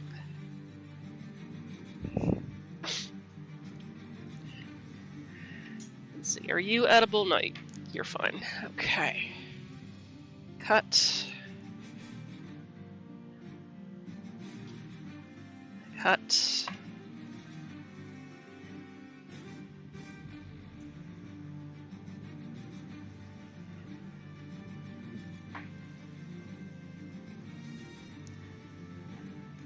Alrighty. And I should close up that sherry vinegar because that's all I smell right now. Okay. Alright, so got my chicken. Gotta give that more of a chop, cut off these bony bits. You know, the pieces that are not going to go in the pot because then you're going to be chewing on bones, and that's not fun. Okay. Alrighty. That is looking pretty good.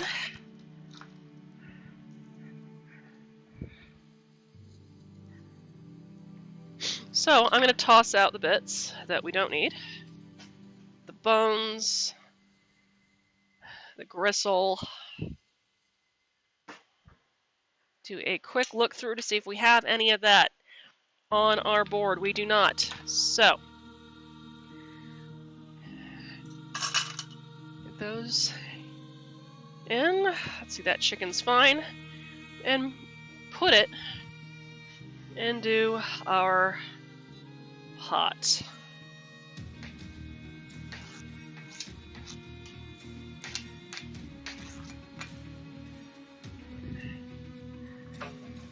And we don't need this cutting board anymore, so it is going straight into the sink, as well as this knife. And let's see, is this? That's fine. And as we wait for that to come to a simmer,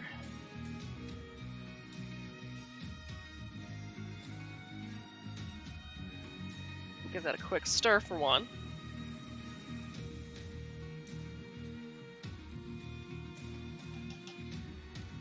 Just gonna bump the heat up just a little bit more to get it to heat up a little faster, since we are we're already over time. That is perfectly fine. Let's see, did you go here? No, you were the broth. You are the cap, so almond milk cap. So, broth, almond milk. Alrighty. Can just move things so they fit. There we go. Got my peas and my bacon right there. My kosher salt over here. Alright, it looks like we are starting to come to a simmer some.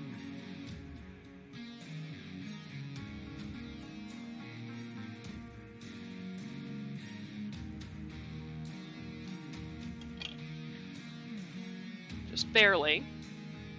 We're getting there. And I'm just going to add a bit more of garlic powder.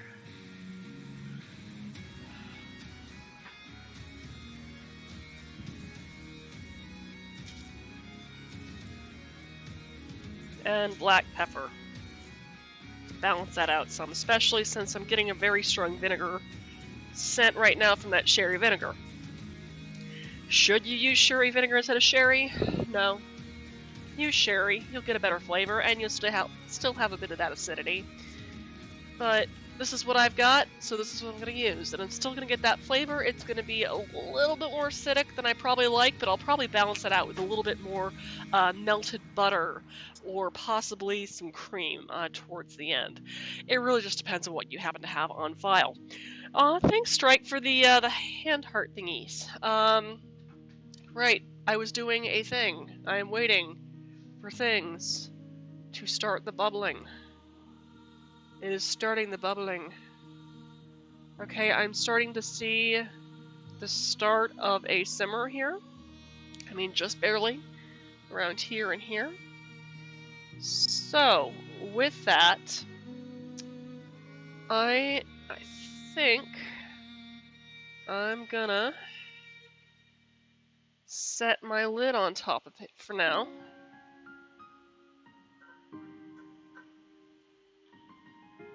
Oh, how are we doing? It can be a bit more simmery. Come on, simmer for me. Get nice and hot.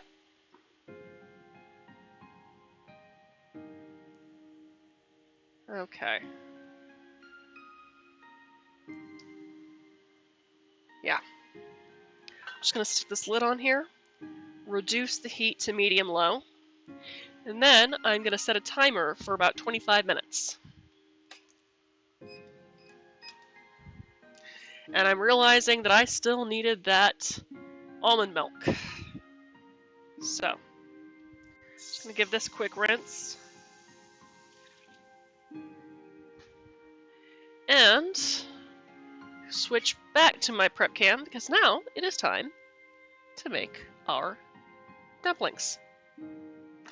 So that dry mix that I made earlier, now we're just going to give that a quick kind of whisk, do its thing with a fork.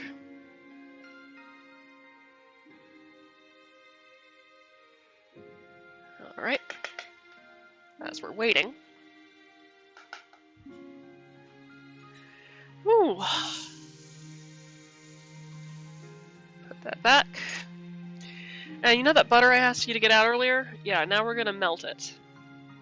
And the reason why I put the timer on the oven rather than the microwave is that I need the microwave for this. So we've got about 2 tablespoons of melted butter here. And I'm going to use a dish because I need that. I realized that I need that measuring cup. So, I'm going to use a bowl and a microwave. And we're just going to put this in the microwave for about... I'm actually going to lower the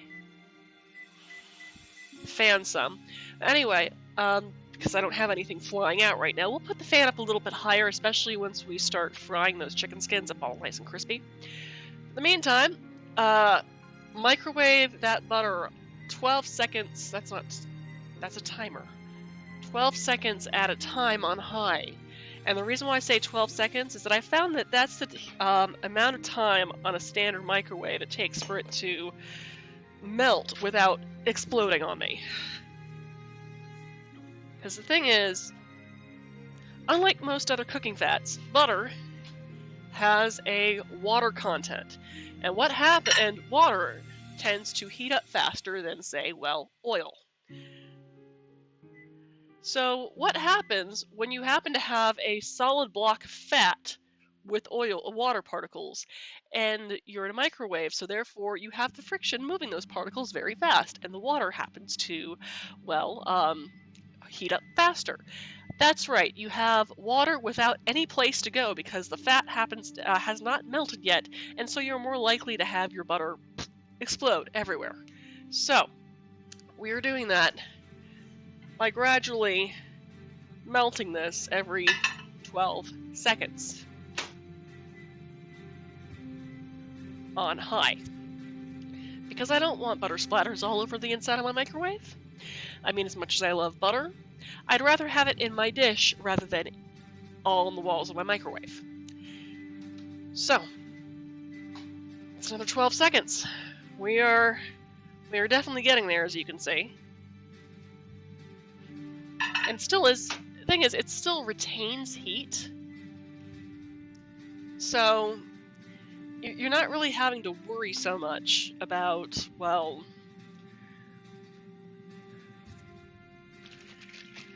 whether it melts outside of the oven or not, outside of the microwave or not. In fact, once it gets to a certain point, you can just leave it in there because the heat is still cooking the butter. It's still melting it. Alright, so we've got our almond milk, and like I said, you need about 3 cups of almond milk total for this recipe. This is that final cup of almond milk, while the rest of it happens to be in our stew right now, simmering away and finishing cooking up that chicken. So, as a reminder for those who are just joining us, or for those who forgot to mark it down earlier, in this bowl here I have a collection of dry ingredients. You have about 2 cups of all-purpose flour. You have a tablespoon of baking powder. You have a pinch of kosher salt. You have about half of this parsley that I had chopped up earlier. What is going on with my screen? You have about 2 tablespoons worth of fresh thyme leaves.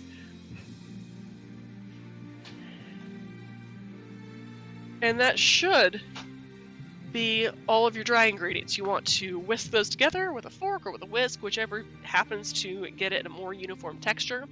Now that we have that all together and we are waiting diligently on our stew to cook, it is time to mix together the dough for our dumplings.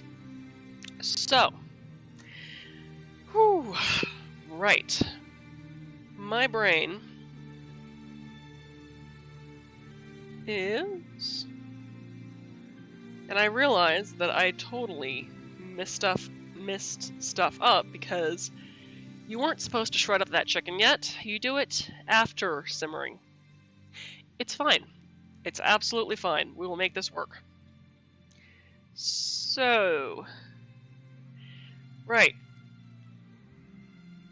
I'm going to write this slightly differently. It's still going to cook, and it's still going to be tender, and it's still going to be delicious. So there. Right. This is what happens when I don't read ahead of my own recipe. Alright. So yeah, now you have a spatula, you have your melted butter, you have a cup of almond milk. So first, I'm just gonna kind of make a well with my melted butter. And my almond milk. And I'm just gonna start stirring that together every once in a while. Especially if your bowl isn't as bigger than mine, you would put all of it in. My bowl's not that big, so I'm going to be adding this bit by bit.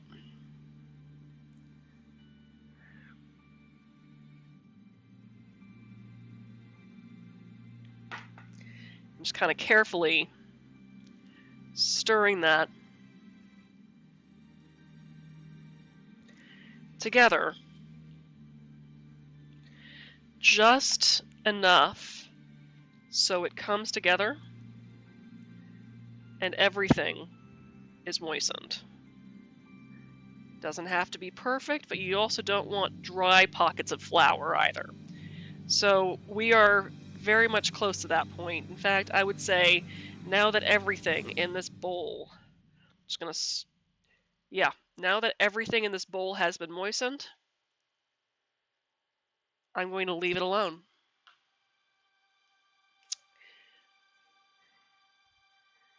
And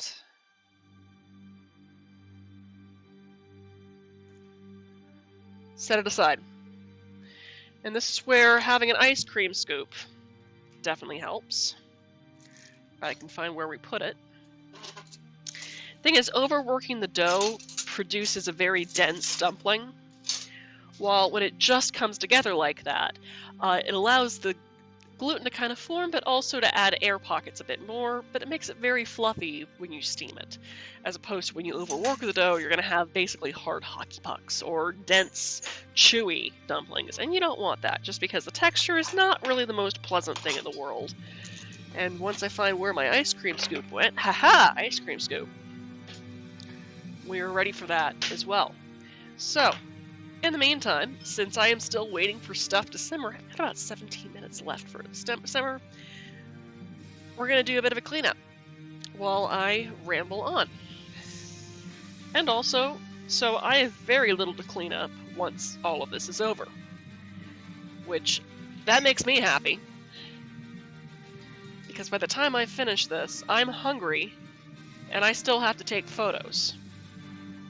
So I have one less thing to do. I am doing dishes.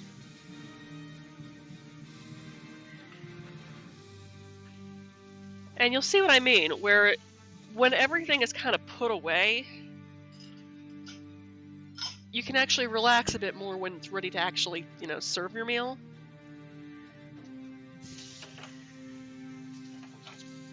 You have a little bit more incentive to cook a home-cooked meal. And if you happen to be, having a game group over, once all of us get vaccinated, you don't have a giant pile of dishes for your friends to load their stuff into later. It happens. It really happens. Okay, do I need this for anything else? I do not need this for anything else, so it can go directly into my dishwasher. So, and yeah, I still have 15 minutes left on this simmer. The thing is, once we get the dumplings in there, it's going to be another 15 minutes for those dumplings to steam. At this point, you have more time to do dishes. Your friends are probably arriving at this point, which is great, because then they can kind of hang out, make themselves a drink, make you a drink, and you can chat with them while you're waiting for the recipe to finish up. The nice thing about this particular meal is that chicken and dumplings reheat very well. However, the best time to have them is when they're made fresh. So, technically you could make this whole pot of chicken stew bit first, and then make the dumpling dough right before you're ready to serve, and it's done in about 20 minutes.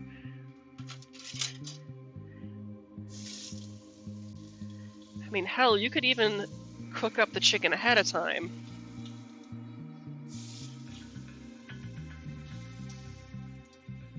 If you really just want to do cooked chicken, or, you won't get the fun garnishes, but technically you could use a rotisserie chicken and just shred up the meat from that.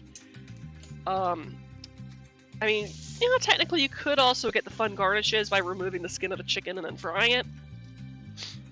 Entirely up to you. However, I like this way a little bit more. But that's just me. So. Alrighty.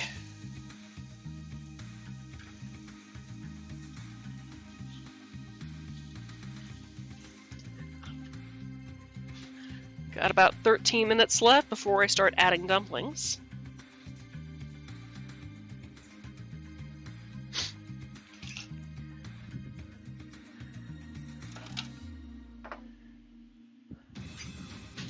And we are very close.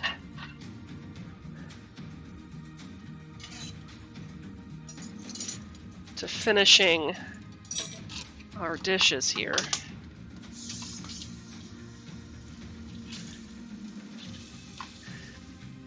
I think my husband first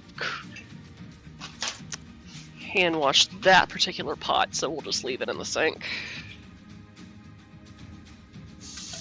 But technically I've got time to hand wash stuff too, so works out.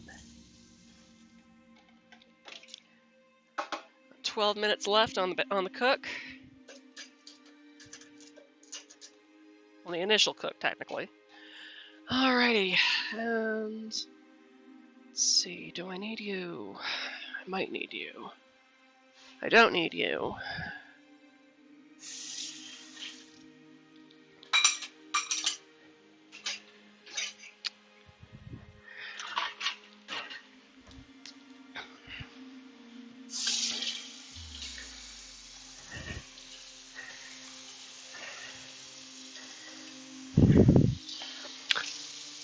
So, admittedly, this 25-minute simmer also helps soften up all those carrots that you had in there earlier. And also helps it kind of thicken up some. Though, of course, the dumplings themselves will help thicken up the broth.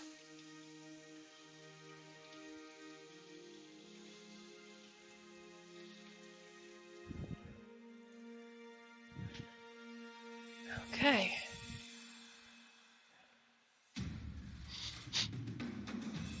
And I am curious how that is looking so far.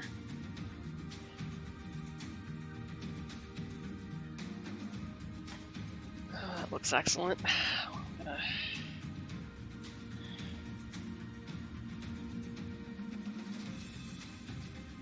Seems like some of it got stuck to the bottom. I'm just going to release that some.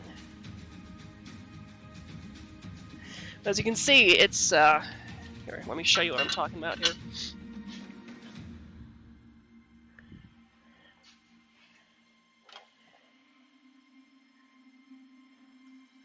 It's definitely thickened up. And is smelling excellent.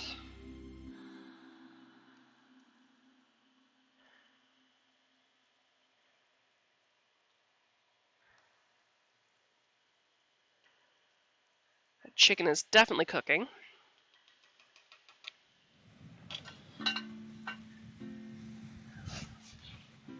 Alrighty.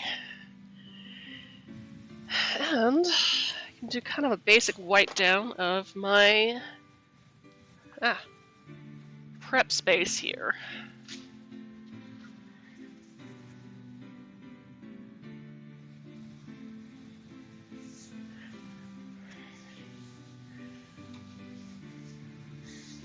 There we go.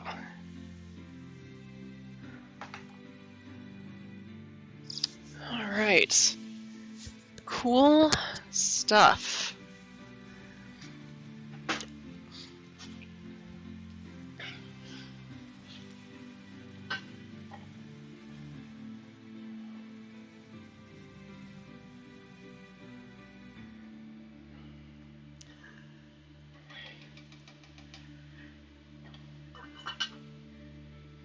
Set the temperature just a little bit lower because it's simmering just fine right now. Yeah, in about 9 minutes it's definitely going to be ready to start adding those dumplings. Whew. Right, don't need this. This can go in the dishes. And might as well go ahead and get a hand wash on this knife right now, just so I don't have to later.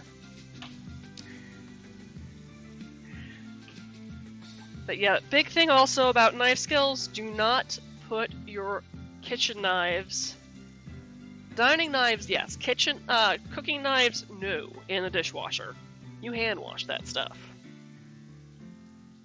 especially if you want to keep your knife sharp and less likely to chop your fingers off. Don't ever work with dull knives, because it will ruin your blade further, for one, but also the majority of knife accidents happen with a dull knife than a sharp knife, because when you have a dull knife, there is more resistance going through whatever you're cutting, and when there's more resistance, your knife is more likely to slip. So, it's a lesson I teach you, young Padawan. Use sharp knives, and to keep yourself from having dull knives, you hand wash your knives, you hone your knives. I'm not always the best at honing them. However, I also hand wash my knives, and I use proper knife skills. I also don't use my knives on bone or anything frozen. Because the thing is, the surface of your knife, the edge here, let me go ahead and just dry this off right here. The edge of your knife is actually composed of very tiny little teeth and burrs. Just tiny little teeth. And they are like this. They happen to be in this sort of position. When your knife is sharp, you have a very, very fine edge. When it starts to dull, it either can go sideways, like so, or like this, or if you happen to put your knife in the dishwasher, that. You can have those little burrs break off entirely when you put your kitchen knife through the dishwasher, because what happens is your knife is doing this against whatever is against it. And that knocks off those tiny little teeth and dulls your knife. And as you can see, I've got a very nice knife here. This is a hammer Damascus steel blank from Woodcraft. It's done by Zen. I made the handle out of Cocobolo wood blank, and then finished it off with some sealing wax and some copper wax. However, this knife blank, when it retails about $75. Or a bit higher. I managed to get it on sale. You don't want to spend that kind of money on a knife unless you're planning on keeping it in good condition. So, these are your tools. And if you cook enough, they're the tools of your trade. I mean, granted, you don't need a necessarily expensive knife, you just need one that works, that fits your hand properly, and is sharp, and is, for the most part, durable.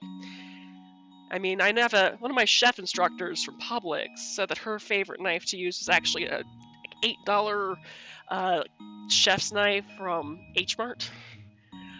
$8. But, I mean, the knife it's kind of like the wands in the Hogwarts universe, in the Wizarding World universe, where it's the knife chooses, the wand chooses the wizard. Well, the knife kind of chooses the chef, and sometimes you don't really have a choice. A lot of times, yeah, with chefs, since they are doing a lot of quick cooking and prep work, the cheaper, the better.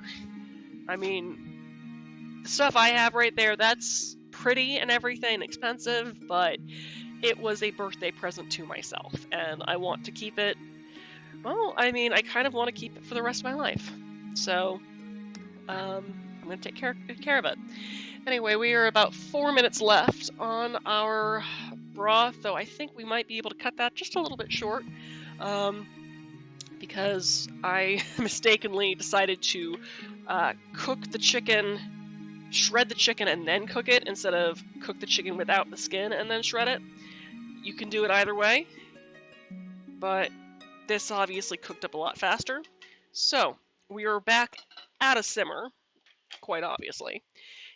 Actually, it would be more obvious if I actually, switch the cameras. You can see. There we are. So next, we've got our bowl of dumpling batter right here. So, got an ice cream scoop, like so. I'll just throw this into the pot. Well, I'm gonna give it a rinse first because I might need to scrape what's left of it. Probably not, but you know, might as well. And I'm gonna be just dropping ice cream scoops of dumpling into my pot in a single layer. So I might actually, yeah, I'll probably need the spatula for that. Right. But first, I need to stir in my bacon and peas that I reserved earlier. It's right at the bottom of the pan there. And you can see we're also taking on a little bit more color, which is nice. Now we can scoop in some dumplings. Once it comes back to a simmer, which we are getting there, it's probably going to be at 1 by the time I finish dropping our dumplings in. So, using an ice cream scoop.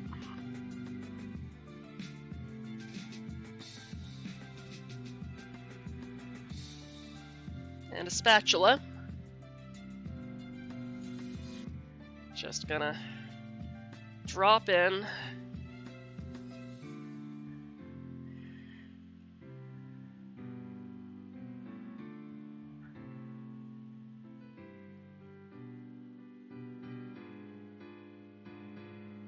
dumpling batter.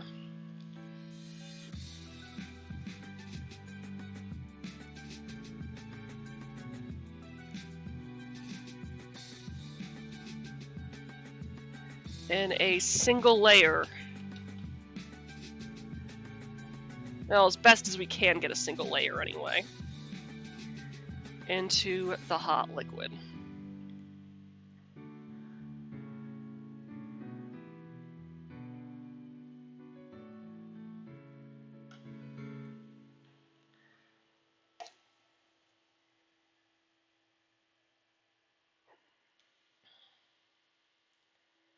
Go.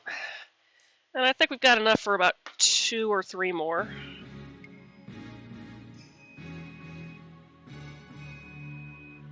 Alright.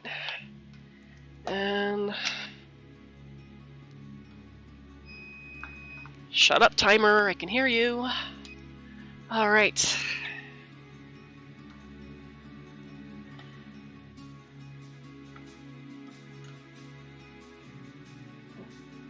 One and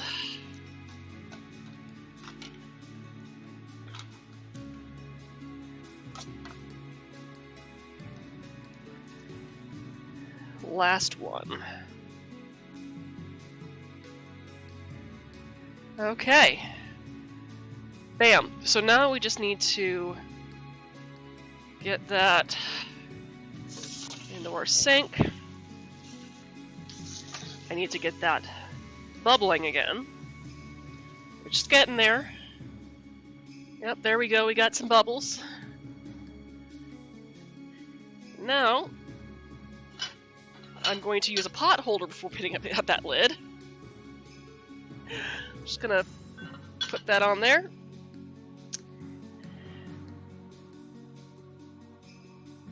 Clean off this batter. And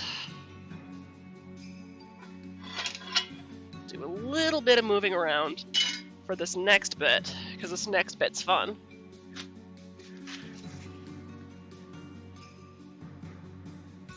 Okay. Set a timer for about 15 minutes.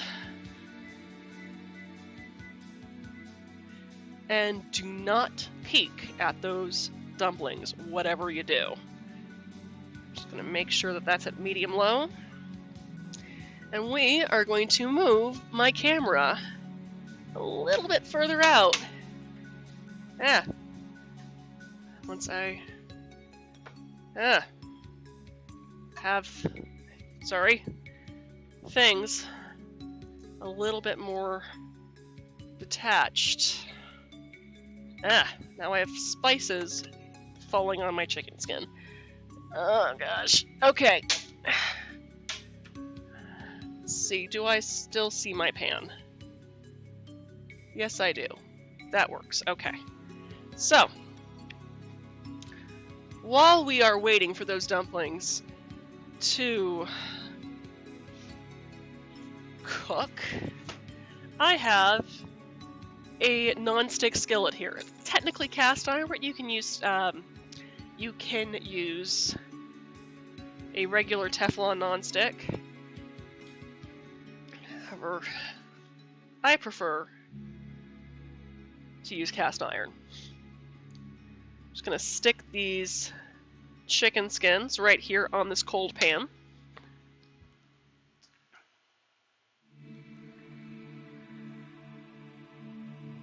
And space them out.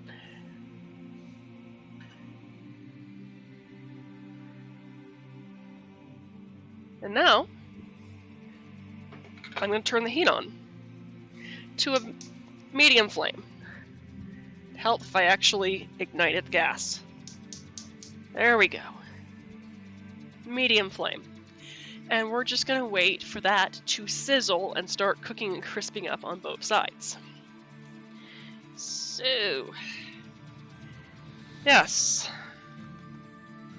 We're now just waiting. And waiting means that I can do, 1, more cleanup, but 2, a setup for my husband and I's dinner tonight. But since I still need to do some cleanup, let's go ahead and do that. Right. So, mixing bowls. I still need these. So we'll just put that on the same... Put that on the spoon rest. Oh, yep, we got some sizzling going there. Use paper towels.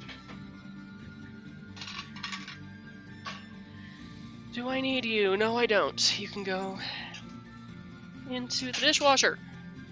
Alright. This game of do I need you? No, I don't. Or yes, I do. I don't need the bowl of dumpling, mixing bowl I mix the dumpling dough anymore, so that's going in. As well as my ice cream scoop. Especially since I'm going to need that for this weekend.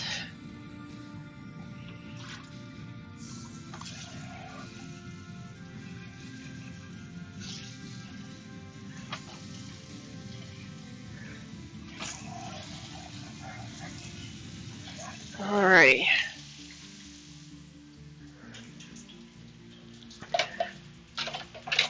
And time can go. Oh, that's right. I was going to save the time for the photograph.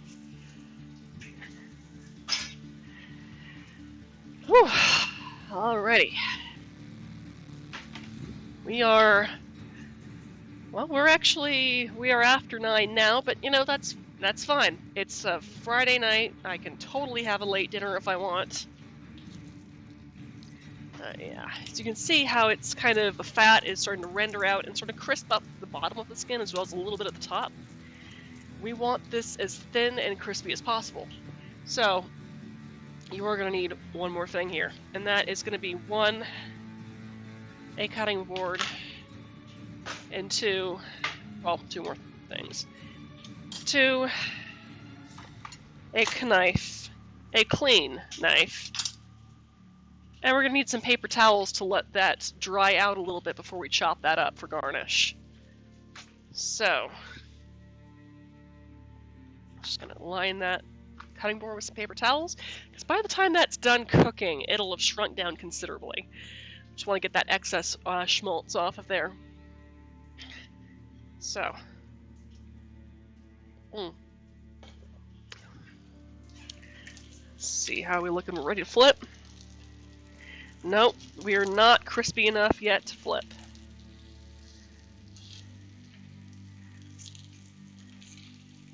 Smelling excellent, though, I can tell you that. So with that, since it's also releasing quite a bit of fat, I'm just going to raise up the fan a bit to help get some of that excess fat out of the air and up through the exhaust and out of my house, as opposed to clinging to my countertops. Right. Okay, so I need bowls to serve our delicious dinner in.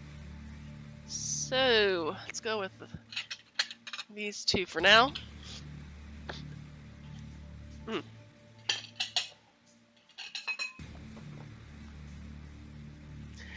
And let's go with some spoons.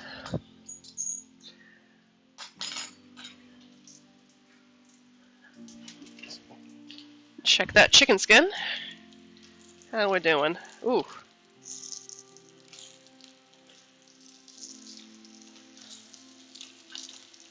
That's definitely crisping up some. Though, oof. I'm okay. Don't you worry, I'm okay.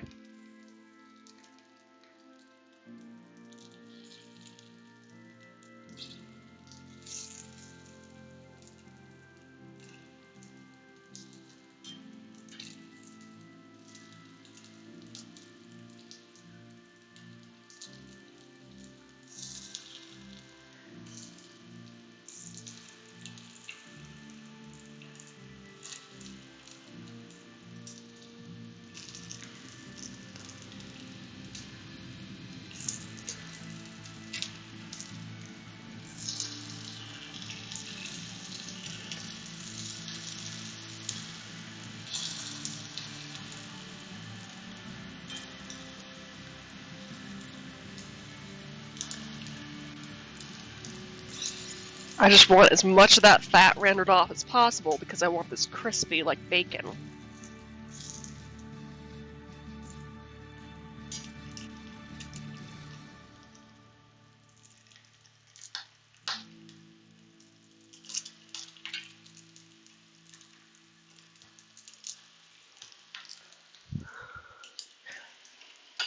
It smells excellent, I can tell you that.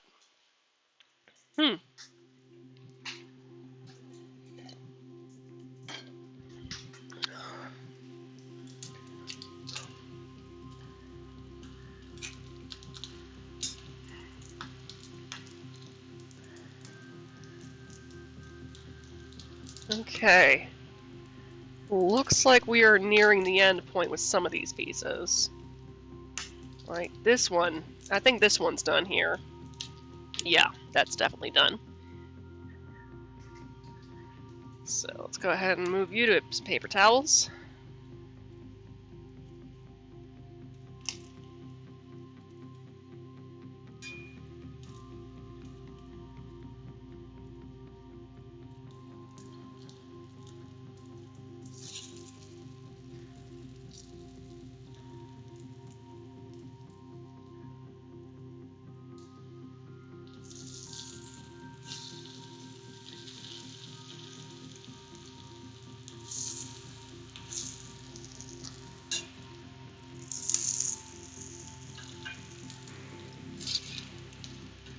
Okay.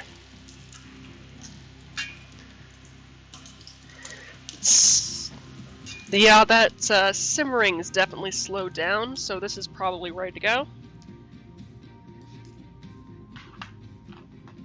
And I'm just going to clean these up. Oof. Be heckin' careful when I am.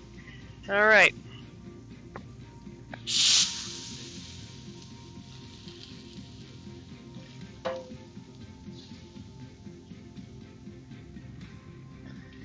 Alrighty.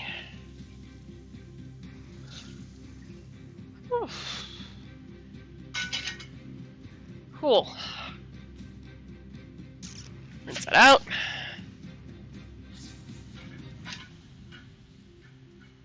Dry it off. And then a little bit of cooking spray. Another paper towel. Re-season that bitch. And then just turn off the heat to let it soak in that new coat of oil as seasoning. And there you go. It's clean. Absolutely clean. Ready for another use. Okay. Let's go ahead and move our camera back here for when we're done with our dumplings. There we are. Just put the fan down a little bit so you can hear me better. And let's go back to our prep space. Let's see, how are we doing with the chicken skin? Yeah, that looks nice and crispy. Except maybe that little piece right there, but you know, it'll be fine. It'll be absolutely fine. This will be delicious. And see if I can just break these up with my fingers. Oh yeah. Oh, that's awesome. Heck yes! Wait until it's cool enough to handle, of course. That piece is still a bit hot. There we go. Crunchy, crispy, seasoned chicken skin. And I'm just going to give it a quick taste to see if it needs a little more salt. Yeah, it does. Some of that is definitely cooked off. Oh, that is good.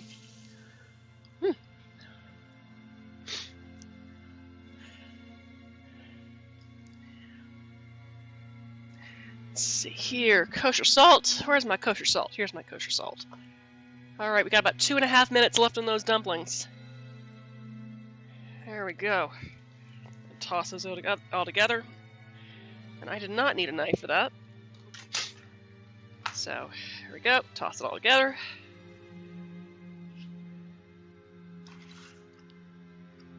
Bowl. Do I need the tongs? I'll keep the tongs on hand. And looks like we are getting close to showtime here. Showtime being when we serve up this stuff, and we'll be done with our recipe.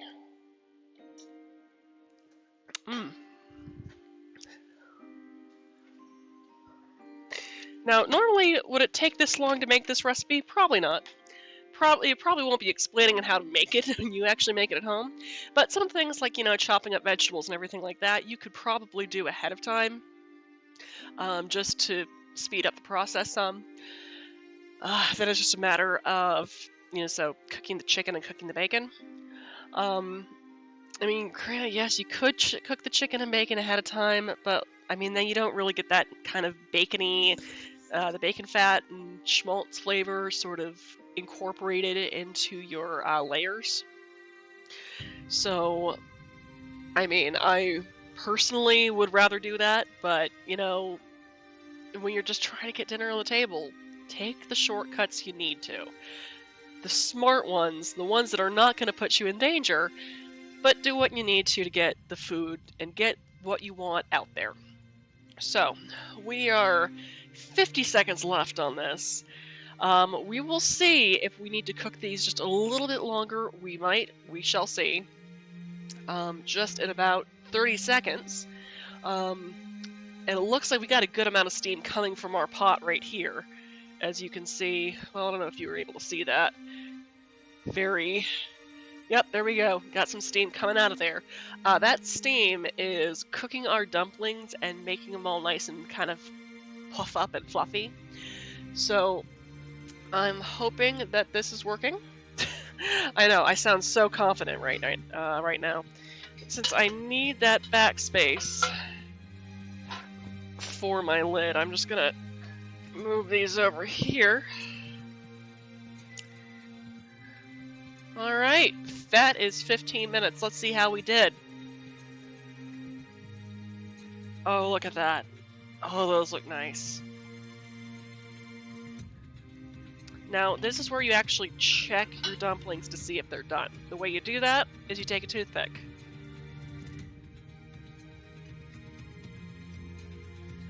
and kind of insert one into a dumpling. If it comes out doughy, you need to cook them a little bit longer. But it looks like these guys are coming up clean for the most part here. So I think our chicken and dumplings are done, which that makes me very happy because that means I get dinner. So let's get a better spoon for this, for one. Well, just gonna grab some dumplings here so I can actually, you know, access the contents of my pot. I'm gonna grab 2. Grab a ladle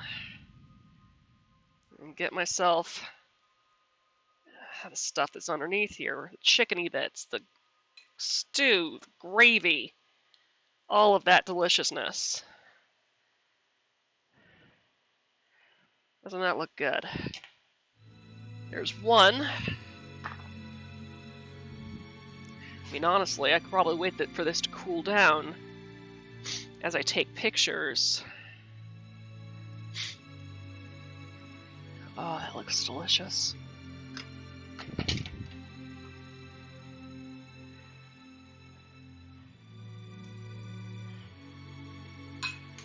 Oh, man.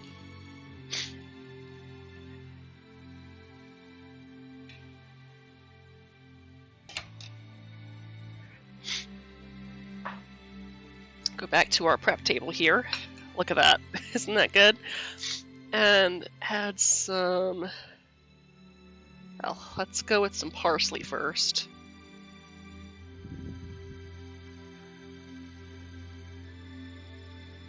And some chicken skin.